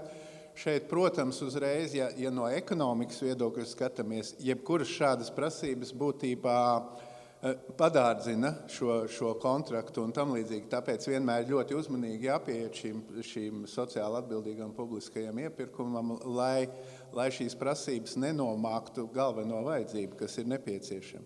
Bet tagad pāriesim pie tā, kas interesē tieši manu projektu, kur es strādāju, un kas interesē jūs kā sociāls uzņēmums. Tas ir, kādu labumu var gūt sociālais uzņēmums no šī sociāli atbildīgā publiskā iepirkuma. Un šeit atkal jau tas pats, ka sociālais uzņēmums šajā iepirkuma nolikumā var paredzēt prasības tādas, ka ir papildus bonusi vai punkti par to, ka tiek piesaistīts sociālais uzņēmums. Un ir arī likumā pants par privileģētiem iepirkumiem. Šīs pants gan pašreiz ļoti labi nestrādā.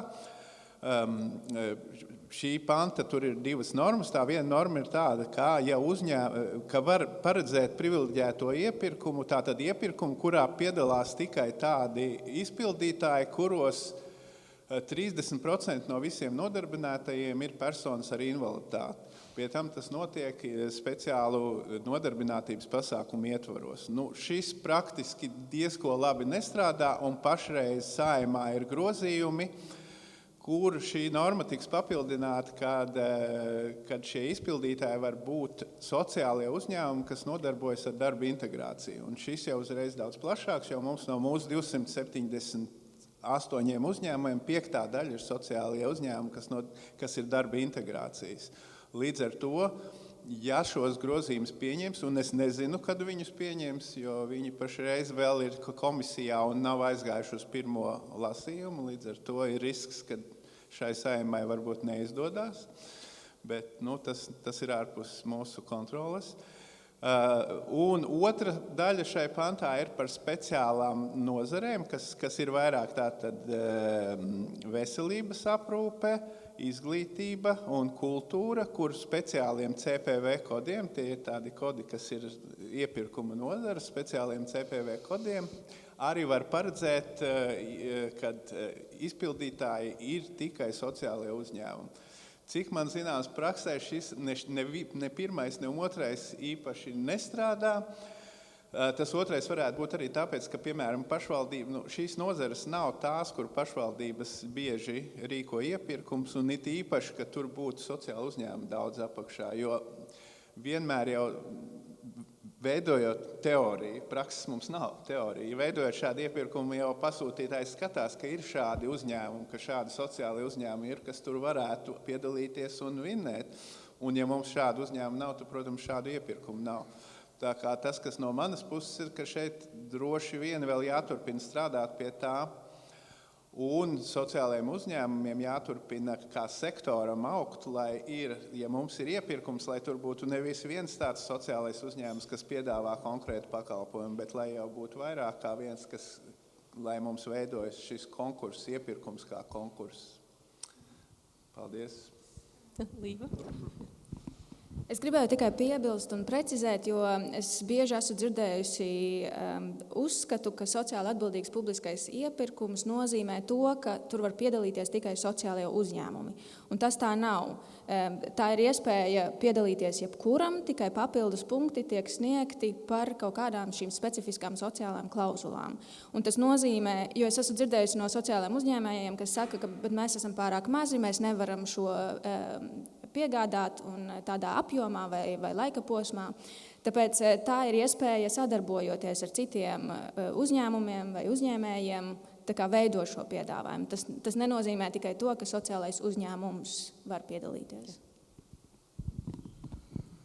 Jā, es patiesībā neatceros, kāds bija jautājums, bet es varbūt noreflektēšu to, ko es šodien esmu dzirdējis. Pirmais to, ko Mužnieka kungs arī teica par to, ka nevalstiskajām organizācijām varētu būt ne tie vieglākie laiki priekšā.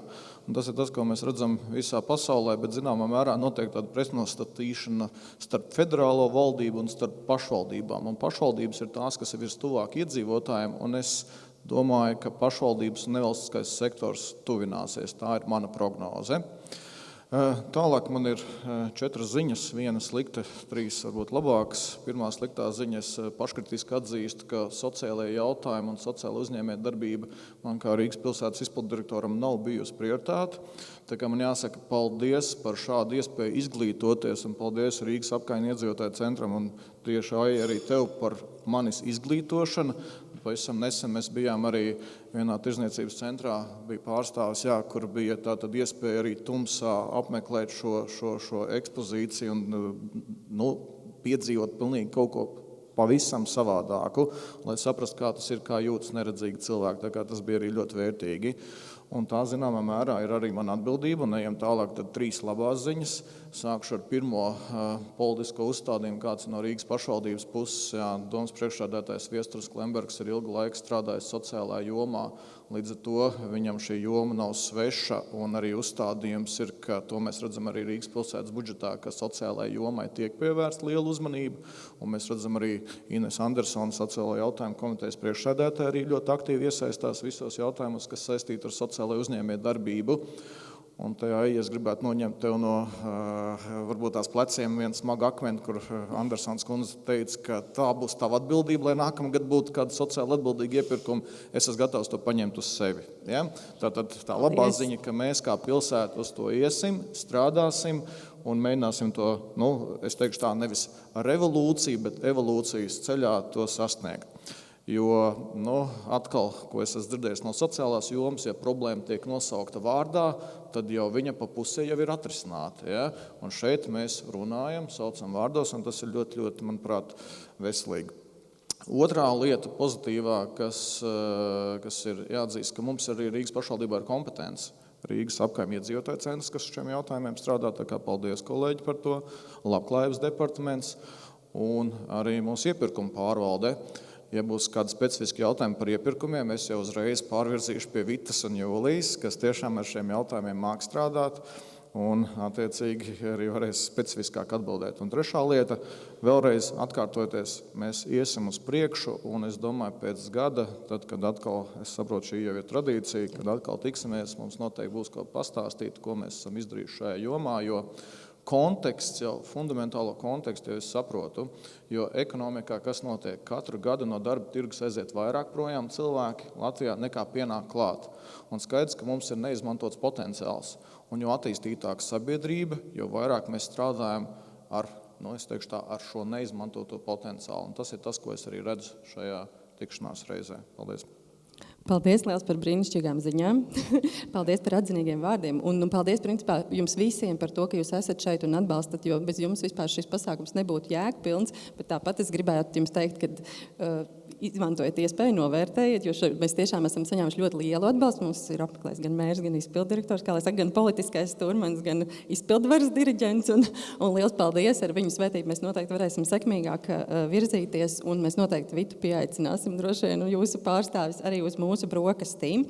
Gribētu iemest tādu nelielu strīdu sābolu, jo arī mēs zinām, ka kamēr mēs par to visu runājam teorētiski, viss ir ļoti skaisti, un tajā brīdī, kad mēs saduramies pēc tīri praktiskām lietām, tad mēs saprotam, ka mēs īsti neesam uz vienas lapas, tā teikt. Un tieši gribēju pajautāt, vai tās mūsu sajūtas, jo es paturēšu to sociālās uzņēmējdarbības tomēr flangu, kā uzņēmējdarbības atbalsta koordinators, vai, teiksim, šīs te divas klauzulas radīt darba vietas no darba tirgus izkritušām personām un sekmēt sociālo uzņēmēju darbību Latvijas situācijā kaut kādā ziņā nav izslēdzošas. Proti, vai viņas var pastāvēt vienā iepirkumā, ja mēs apzināmies, ka, teiksim, paskatoties Rīgas statistiku no visiem sociālajiem uzņēmējiem, tie, kas sevi ir definējuši kā sociālo labumu mērķa grupu nodarbinātību, ir salīdzinoši neliels skaits. Vai nav tā, ka mēs izvēloties vienu, pēc būtības nemaz nevaram sekmēt otru? Jā, es varbūt netieši atbildēšu uz tavu jautājumu, jo man liekas, ka šis ir jāskatās plašāk un varbūt ne tieši tikai par vienu konkrētu gadījumu, bet vispār par šiem sociāli atbildīgajiem publiskajiem iepirkumiem. Un te ir tas stāsts, ko man liekas jūs jau tagad uzsākat, tieši runāšana par šo tēmu ar abām pusēm. Respektīvi, tas nav tikai vienas puses darbs, arī ko jau Juris iezīmē, ka it kā pašvaldība, piemēram, gribētu kaut ko iepirkt, bet tur nav tas piedāvājums pretī. Un mēs īstenībā asociācijā bieži par to esam runājuši, kam tad ir jābūt pirmajam šai gribai un vēlmei no publiskā sektora vai šim lielajam piedāvājumam. Un, protams, katra puse saka, ka tam otram ir jāsāk. Jā, tieši tā. Tāpēc man liekas, šis ir ļoti svētīgi, ko jūs jau darat, un arī tā anketa, kur varēja pieteikties par sev interesējošām tēmām, man liekas, tas ir tas pirmais solis, gatavot abas puses, lai saprastu to īsto situāciju, un jā, lai saprastu, ko mēs varam, ko mēs nevaram. Man liekas, Līga droši vien, ka var papildināt vairāk tieši par situāciju, ne? Īstenībā jau ir diezgan grūti komentēt, jo mums tā pieredze un tā praksa ir ļoti maz. Tie gadījumi, kad mēs vispār redzam kādu sociāli atbildīgu publisko iepirkumu, tad es negribu teikt, ka tur nevar runāt par kaut kādu divu šo sociālo kritēriju vispār, kaut kādu konkurences tur izslēgšanu. Mums vienkārši vēl nav vispār pieredze šajā jomā vai kaut kādu tādu reāli salīdzināmo gadījumu. Tāpēc no manas puses man, diemžēl, tīri tāpēc, ka nav prakses, nav arī kaut kādu viedokļu īsti, ko šo jautājumu noformulēt. Redziet, tad mums ir iespēja būt novatoriem. Ne tikai jums, bet arī mums, vai ne? Es varbūt tas arī komentēšu, tiešām tā diskusija, kas ir pirmā vista vai ola, bet šī starptautiskā praksa faktiski ir tāda, arī runājot ar kolēģiem no citām valstīm, ka mēs esam atbildīgi, lai audzinātu vai audzētu tirgu. Ja? Tātad nesākt uzreiz pateikt, ko mēs vēlamies, un tad konstatēt, ka tirgus to nespēja piedāvāt, bet iet soli pa solim, pateikt, ko mēs darīsim nākamajā, aiznākamajā gadā, un dodot iespēju arī tirgumu gatavoties un arī nozarei. Jā, un varbūt no mūsu puses tas, ko mēs jau esam darījuši, varbūt ne tieši ar sociāli atbildīgu publisko iepirkumu, bet vispār ar sociāli atbildīgajiem iepirkumiem. Mēs jau 2 reizes veiksmīgi esam organizējuši pasākumu, tieši tīklošanās pasākumu sociālajiem uzņēmējiem un tradicionālajiem uzņēmējiem, respektīvi, kur ir tieši tas, tu nopičo, ko tu vari piedāvāt, un lielie uzņēmēji nopičo tas, kas viņiem ir vajadzīgs. Un tad mēs skatāmies, vai tur ir kaut kādas tās saistības, vai var veidoties sadarbības. Mēs esam piedalījušies arī lielākā starptautiskā projektā, tieši Buy Social, kā mēs varam atbildīgi iepirkt, un tur arī ir izveidojies ļoti laba tāda datu bāze. Tas gan nav tieši publiskā sektora ietvaros, bet sadarbība starp uzņēmējiem. Un, jā, mēs izveidojām katalogu tieši ar LSUA biedriem, tās preces un pakalpojumi, ko piedāvā LSUA biedri.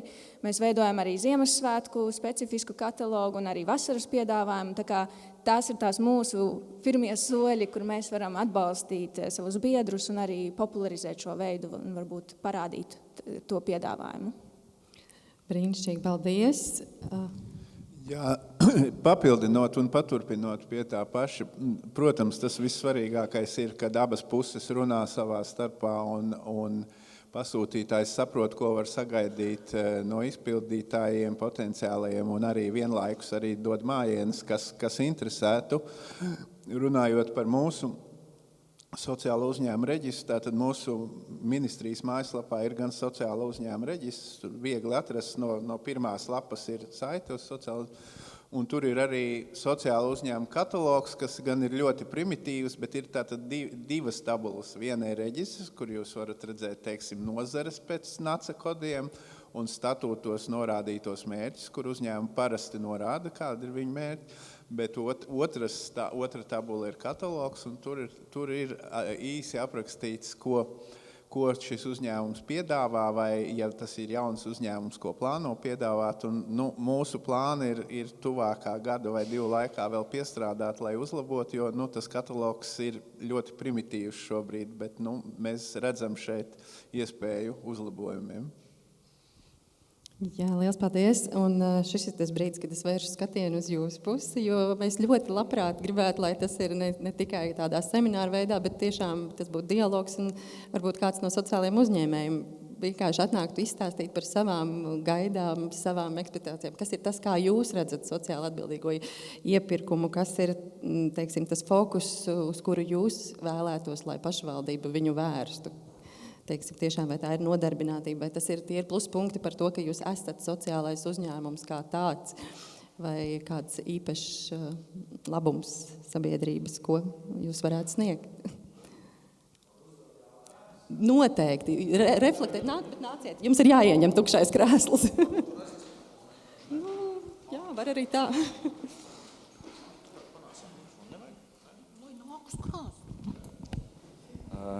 Jā. Kuri pārstāv privātas skolas, un tas ir traģiski tiem bērniem, kuriem ir grūtības. Viņiem ir dažādi traucējumi un grūti funkcionēt tādās klasēs.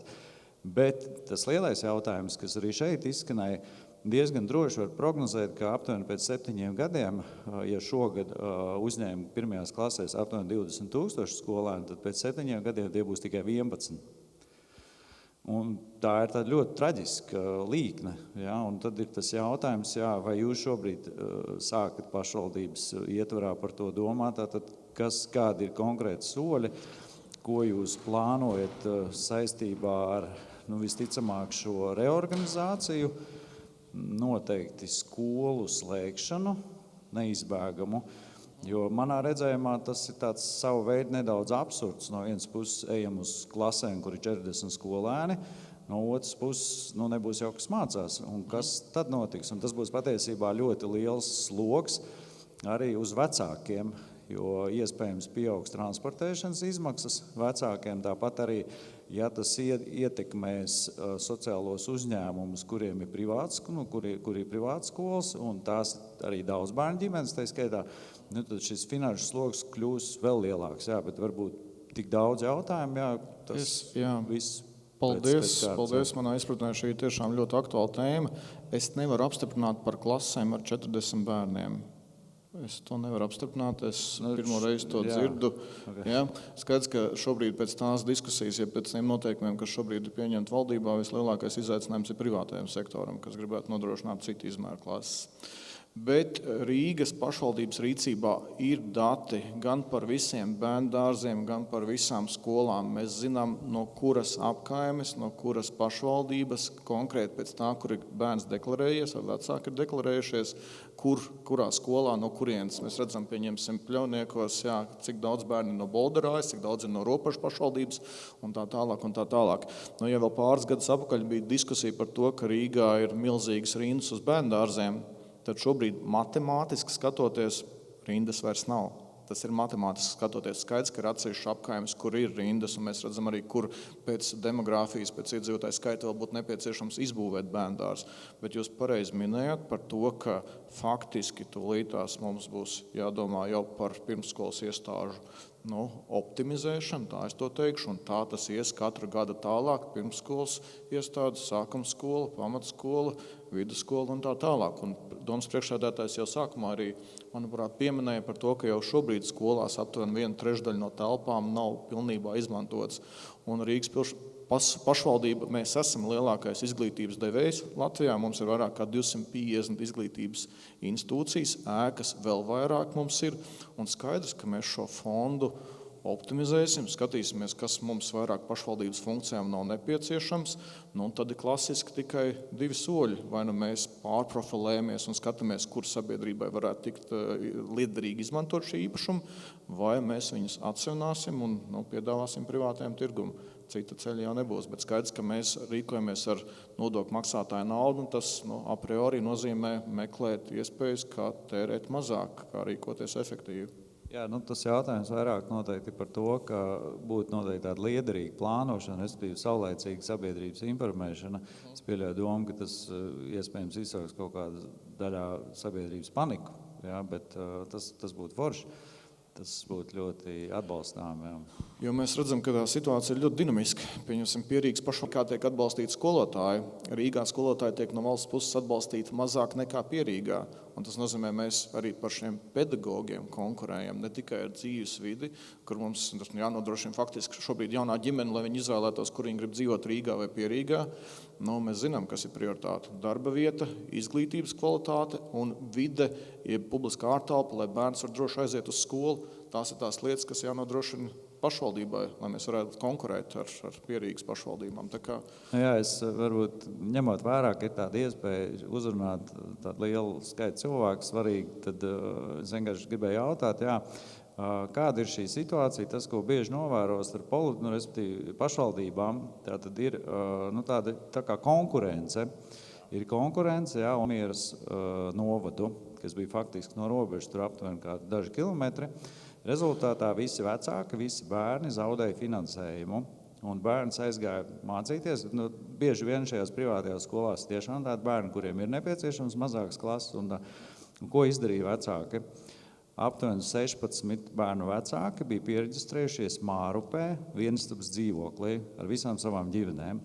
Un tas parāda tādu absurdu un patiesībā arī to, par ko Inns šeit arī uzstājās un runāja, par to, ka gan vecāki, gan uzņēmēji, gan arī nevalstiskās organizācijas ir spiestas lavierēt starp šīm politiskajām spēlēm, cīņām, un tomēr gribētos ieskicēt, varbūt, ka ir vērts un ir iespējams padomāt par to, ka nauda iet līdzi bērnam, īpaši, ja vecāki maksā nodokļus Rīgas pilsētā, tad tajā gadījumā, ja bērni aiziet vai piedeklarējās ģimenes kaut kur citur, tad tomēr šis līdztiesīgums tiek saglabāts un ievērots. Jā, paldies. Šīs ir tiešām tēmas, par kurām es varu diskutēt. Es ceru, ka pārējiem ir interesanti. Pašvaldības reāli konkurē savā starpā, un kas ir jebkurā pašvaldībā lielākais ieņēmuma avots - iedzīvotāju ienākumu nodoklis. Un tāpēc mēs esam ļoti interesēti, lai iedzīvotāji deklarētos Rīgā. Es biju sašutis 2 nedēļas atpakaļ, kad es ieraudzīju, ka Jūrmala ir izvietojusi savus reklāmas Rīgas pilsētā ar uzrakstu deklarējies Jūrmalā un kādi labumi tev nāk. Ja, man likās, viss mums jāaiziet uz paklājiem un jātaisa pretkampaņa vai ne, un jāsāk cīnīties. Bet jā, mēs esam arī Finanšu ministrijai demonstrējuši, mums ir pētījums gatavs jau nepilns 2 gadus, par to, ka Rīga ir lielākais maksātājs pašvaldību izlīdzināšanas fondā. Mēs maksājam aptuveni 140 miljonus, jeb 10% no Rīgas pilsētas budžeta aiziet. Mēs subsidējam citas pašvaldības Latvijā, kur pašvaldības spēj nodrošināt bezmaksas transportu, bezmaksas pusdienas visiem bērniem līdz 12. klasei, būvē baseinus un vēl citas lietas. Tas vairs nav, bet mēs to izmantojam visu laikā piemēru. Un, diemžēl, nav sasaiste starp to, pieņemsim, cik daudz darba vietas mēs nodrošinām pašvaldībā. Nav sasaiste, ka pašvaldībai būtu ieņēmumi no tā, kur atrastos kāda rūpnīca, kur darba devējs ir deklarējies. Un to mēs ar Finanšu ministriju runājam, un Finanšu ministrija no savas puses ir teikusi, ka sāk šo izsvērt 27. gadā, kad daļa no iedzīvotāju ienākumu nodokļa aiziet arī vietā, kur darba devējs ir reģistrējies, jeb kur faktiskā adrese ir. Par bērniem, jā, protams, tas ir tieši tas pats jautājums. Jā, ja pašvaldības spēj nodrošināt kvalitīvāku izglītību, vecāki jau sūtīs bērns tur, kur ir labāk bērnam, un tas ir dabiski. Šobrīd tas modelis strādā tikai pēc tā, kur ir deklarējušies, diemžēl.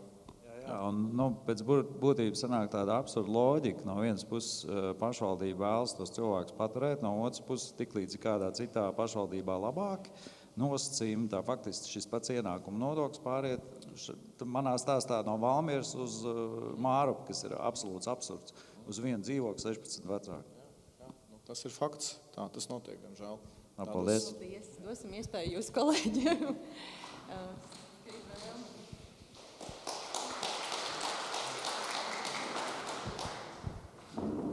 Sveicināti, mani sauc Jānis Broks, sociālais uzņēmums Dzīves oāze. Mēs esam Labklājības departamenta sadarbības partneris, sniedzam sociālus pakalpojumus, un viens no tām ir grupu dzīvoklis personam ar garīga rakstura traucējumu. Mums dzīvo 16 cilvēki, kuri daļa no viņiem noteikti var strādāt, bet bieži vien viņiem vajag tāda specializēta pieeja vai tāds atbalsts.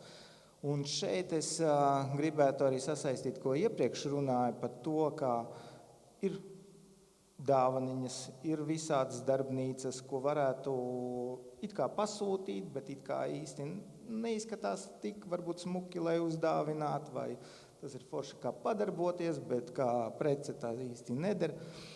Un šeit mēs saskaramies ar to, ka cilvēki ar garīgiem rakstura traucējumiem, mēs nevaram kā uzņēmums uzreiz kaut kādu septembrī vai oktobrī uzsākt kaut kādu ražošanu un garantēt kaut kādu apjomu skaitu. Man rodās tāds hibrīds, ja ir tāds grants augšup, piemēram, kaut kādam konkrētam biznesa ideja. Varbūt iespējams padomāt par to, ka gada sākumā pašvaldība, plānojot savu budžetu, zinot savu budžetu uz dāvanām, varētu izsludināt tādu grantu. Piemēram, mēs gatavi iepirkties 100 dāvanas, 200 dāvanas, 2000 dāvanas. Un mēs, kā sociāli uzņēmumi, varam pretendēt uz daļēju, uz pilnu finansējumu. Un tur mēs redzam, saprotam, kāda ir tā summa, un mēs varam piedāvāt savus, kā skiču konkursā, ko mēs varam uztaisīt, ko mēs taisam. Rekur kolēģi no stikla taisa, piemēram, dāvanas. Mēs varbūt no koka varētu uztaisīt. Un rezultātā mēs varam piedalīties, pretendēt uz finansējumu un gada garumā, ievērojot cilvēku vajadzības un spēju strādāt, kā darbnīcā realizēt šo pasūtījumu. Bet šeit ļoti svarīgi, tāda ierēģņu pretim nākšana un tāds politiska griba. Jo bieži vien tas atdurās pret kaut kādiem noteikumiem, prasībām un tā tālāk. Paldies. Mēs noteikti šo pārunāsim ar iepirkumu pārvaldi par to tehnisko pusi, vai tas tiešām būs grants, vai tas tomēr varētu būt iepirkums ar kādiem īpašiem nosacījumiem. Varbūt IUB ir kāds komentārs? Jā, tas no manas puses reiz izklausās vairāk pēc iepirkuma. Te vienkārši varbūt vairāk jāskatās pēc tās līguma cenas, kā tā varētu būt. Un tad tur varbūt varētu runāt par iepirkumu, kam vienkārši nepiemēro publisko iepirkumu likuma regulējumu. Bet, ko es droši vien aicinātu, ir pasakot līdzi elektroniskajā iepirkuma sistēmā. Tur gan pasūtītāji publicē savus iepirkumu plānus, ko viņi dara, ko likums viņiem uzliek darīt mēnešu laikā pēc budžeta apstiprināšanas. Tā kā teorētiski varbūt, ka iepirkuma plānos, bet tas ir tāds baigais manuālais darbs.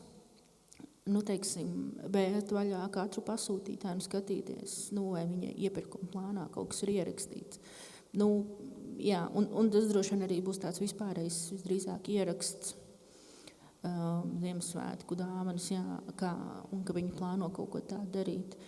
Tas ir vienīgais tāds no iepirkuma puses. Jā, es varbūt arī no savas puses nokomentēšu. Paldies, ka jūs šo jautājumu paceļat un jūs to darat saulaicīgi. Jo tad, kad mums bija sanāksme arī ar Aiju, kur Aija vispār iepazīstināja šo sociālo uzņēmēju darbību un arī stāstīja par potenciālo pieprasījumu, kāds varētu nākt no nozares, lai piedalītos iepirkumos. Viena no idejām arī bija šo gadu, pieņemsim, iegādāties Ziemassvētku dāvanas. Un tad bija, viena no atbildēm bija, ka ir jau pa vēlu. Un faktiski mēs šobrīd domājam par nākamo gadu. Šobrīd notiek aktīvākais budžeta veidošanas process. Un tāpēc, man liekas, atkal ir ļoti pozitīvi, ka notiek šāda sanāksme. Mēs to dzirdam, pieņemam, paldies un skatīsimies, kā mēs plānveidīgi varam to ieviest. Paldies. Es vēl tāds, par to laikam tādu sadarbību un šo pasākumu svarīgumu. Piemēram, augšup konkursa tagad vinēja no Kalnciema balvu. Viņi nopērk mazgāšanas to lielu aparātu, kur cilvēki ar garīga rakstura traucējumu veiks uzkopšanas darbus. Es ieraudzīju to, kāpēc es to neiedomājos. Piemēram, ja pašvaldība valsts organizācijas noteiktu uz priekš sevis, ka mēs dodam priekšrocību sociālajiem uzņēmumiem, mēs varētu deliģēt uzkopšanas darbu daļai vai pilnībā sociālajiem uzņēmumiem. Es varbūt arī nopirktu pats bez granta šo, bet zinot, kā, piemēram, tuvāko gadu vai divus, tas man aparāts atstrādāsies, un tie cilvēki, kas būtu, viņi būtu nodarbināti. Tas pats arī uzkopšana, apzaļumošana un tā tālāk. Visi šie pakalpojumi, kur cilvēki ar garīga rakstura traucējumiem varēs strādāt, un ar mūsu atbalstu, jo mēs arī saprotam to cilvēku specifiku, kad viņam grūtāk, cik ilgi viņi var strādāt, kā pieiet pie tā.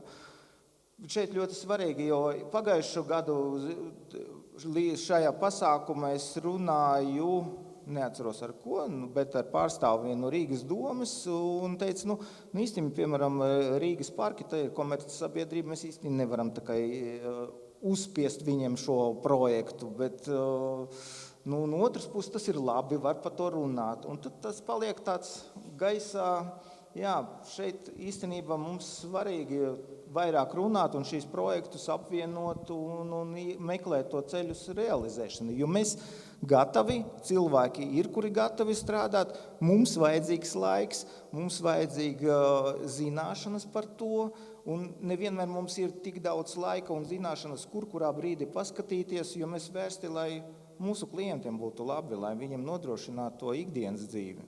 Paldies! Paldies, liels, redzēt, kā mums šīs domas sakrīt, un mēs noteikti to skatām šo sociālā uzņēmēju brokastu kontekstā. Mēs arī, ja jūs pamanījāt tēmas, esam iezīmējuši gan šo te publiskās ārtelpas uzkopšanu, gan apzaļumošanu, un varbūt uzspiest mēs nevaram, bet mēs noteikti varam aicināt uz šīm tikšanās reizēm, varam stāstīt, varam rādīt, varam aicināt, rosināt viņos pašos vēlmi. Ja?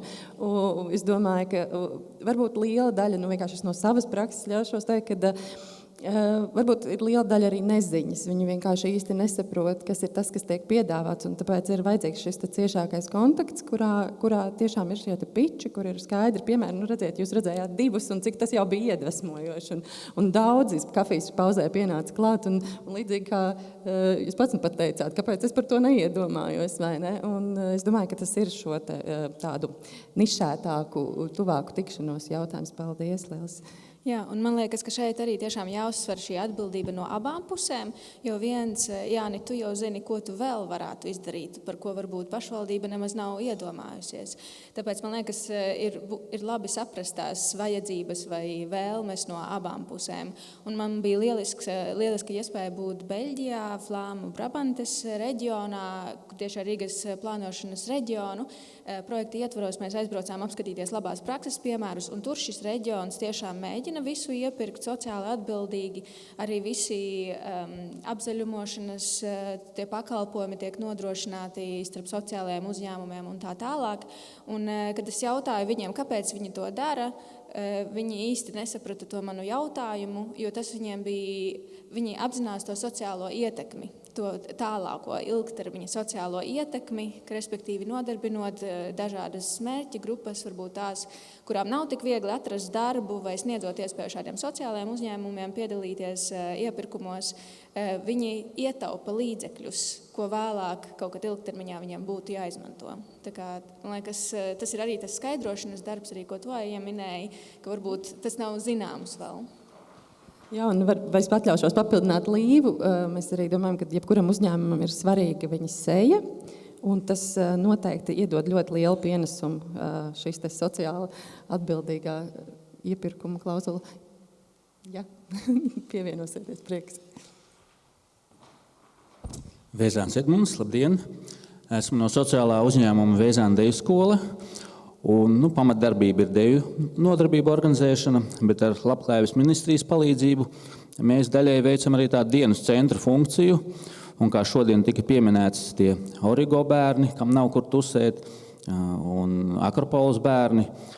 Mēs tādā ziņā pārstāvam Dominas bērnus, viņi tusē VF kvartālā, bet ir priekšlikums. Varbūt Rīgas domas atbalstu varētu veikt kādu mērķprogrammu, lai būtu iespēja šiem bērniem organizēt vietu, telpa, apkure, cilvēks, kurš par to ir atbildīgs, kurš to pieskata, kaut kāds materiāli tehniskais, lai viņiem būtu galda spēles, ar kaut ko darīt citu nekā telefons.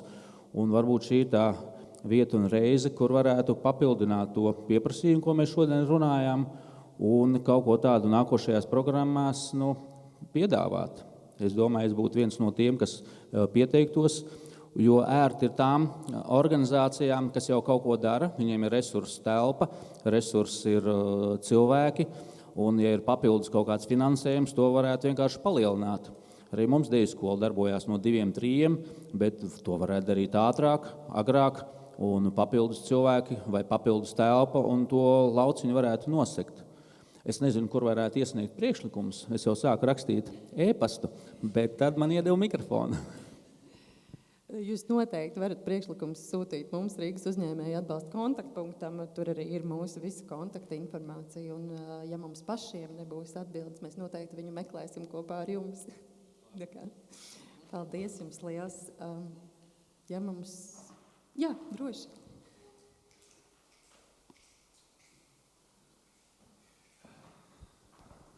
Sveiki, mani sauc Nikita. Es esmu no jaunu paudzes sociālo uzņēmumu. Mēs tikai 3-4 mēnešus esam sociālais uzņēmums un arī also biedri. Ja. Man ir tāds divus jautājumus. Pirmais ir visu laiku klausties visus cilvēkus, kas stāsta mums par tiem atbalstiem. Un visu laiku pieminējam tikai invalīdu grupas, tur uzlabot ekosistēmu un tā tālāk. Kāpēc mēs nedomājam, ka tas ir sociums, sociālai uzņēmumi? Kāpēc mēs neintegrējam nekādus atbalstus parastiem cilvēkiem? Ja mēs nodarbojamies ar bērniem, fiziski sagatavotība bērniem, mums ir 3 pointi. Viens ir Purciemā, viens ir Centrā un viens ir Mārupē. Ja, un mēs visu laiku domājam par to, es strādāju jau 15 gadus ar bērniem un sapratu, ka visi iet no ģimenes. Ja, un es sapratu, es pats esmu tēvs, 2 bērnus man ir. ka ļoti bieži tagad mūsdienās vecāki ļoti maz pavada laiku ar bērniem. Reāli, viņi grib atdot viņus uz sportu, paši tur čekot, kur var nopelnīt vēl, skriet tur. Ja viņam nav laika, quality time with children, vispār ir nulle. Ja? Un mēs gribam organizēt tādus pasākumus, kad bērni kopā ar vecākiem visu laiku trenējas, vismaz vienu reizi nedēļā. Jāpaskatās, ko viņi māk. Bērni, pieņemsim, rada tur, skaties, ko es māku tētis vai mama. Mama var skatīties uz bērnu un saprast, jā, tas nav tik vienkārši, kā liekas. Davai, ej uz treniņu jau 3. dienu, tev vajag trenēties. Davai vēl. Viņa paši neko nevar izdarīt. Pieņemsim, vai otrādāk. Jā, tas ir standārts. Jā, kad tevs atnāca ar bērnu pastrādāt kopā, mēs tā organizējam, arī skatāmies, kā izskatās. Tevs, tik grūti ir. Kā viņš to var izdarīt? Skaties, kā es māku. Skaties, un pēc tam viņi atbalsta viņu, saprot, tu esi malacis. Jā, tas ir ļoti svarīga lieta. Vajag skatīties uzreiz no paša sākuma. Arī, pieņemsim, mēs no 5 līdz 16 gadiem nodarbojamies. Ir redzams, kad bērni reāli taisa uz maksimālu spēku treniņa procesa, kad tu redzi vecākos, viņi arī nodarbojas ar sportu. Jā, un tad ir redzams, ka atbalsts ir no ģimenes. Bet otra puse, kad māma skaties, davai tev vajag, tāpēc, ka es nepaspēju, viņi grib iedot viņam iespēju, tā pateikt, uztaisīt to, ko viņa nepaspēja savā dzīvē, paitētis. Ja, tas ir viens. Un jautājums ir, kāpēc nav tādas opcijas, lai ir kaut kādas programmas ne tikai tur priekš invalīdiem un tā tālāk, bet priekš parastiem cilvēkiem.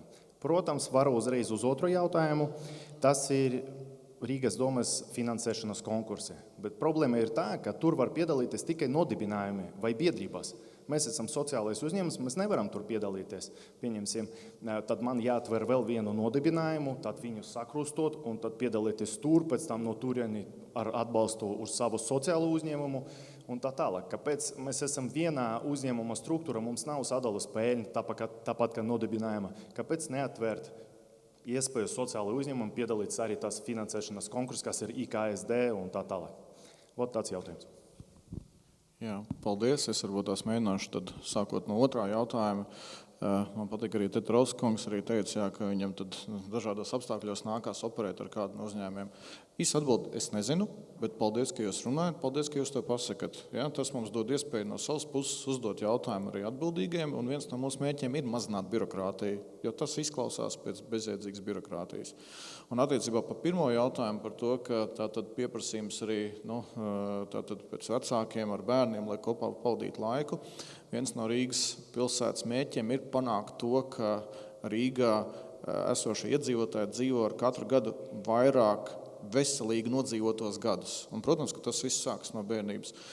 Atkal jautājums pēc sabiedrības pieprasījuma. Ļoti labi, ka jūs to sakat. Piefiksēsim. Noteikti uzdosim atbildīgajam Labklājības departamentam šādu jautājumu. Tā kā, paldies. Jā, un tos tāpēc arī aicināšu piedalīties šīs uzņēmēju brokastīs, tāpēc, ka es, saklausīju jau vairākas, gan Labklājības departaments, viņiem ir šī iniciatīva Veselīgs rīdzinieks, tas tā varētu būt kāda sadarbība šī ietvarā.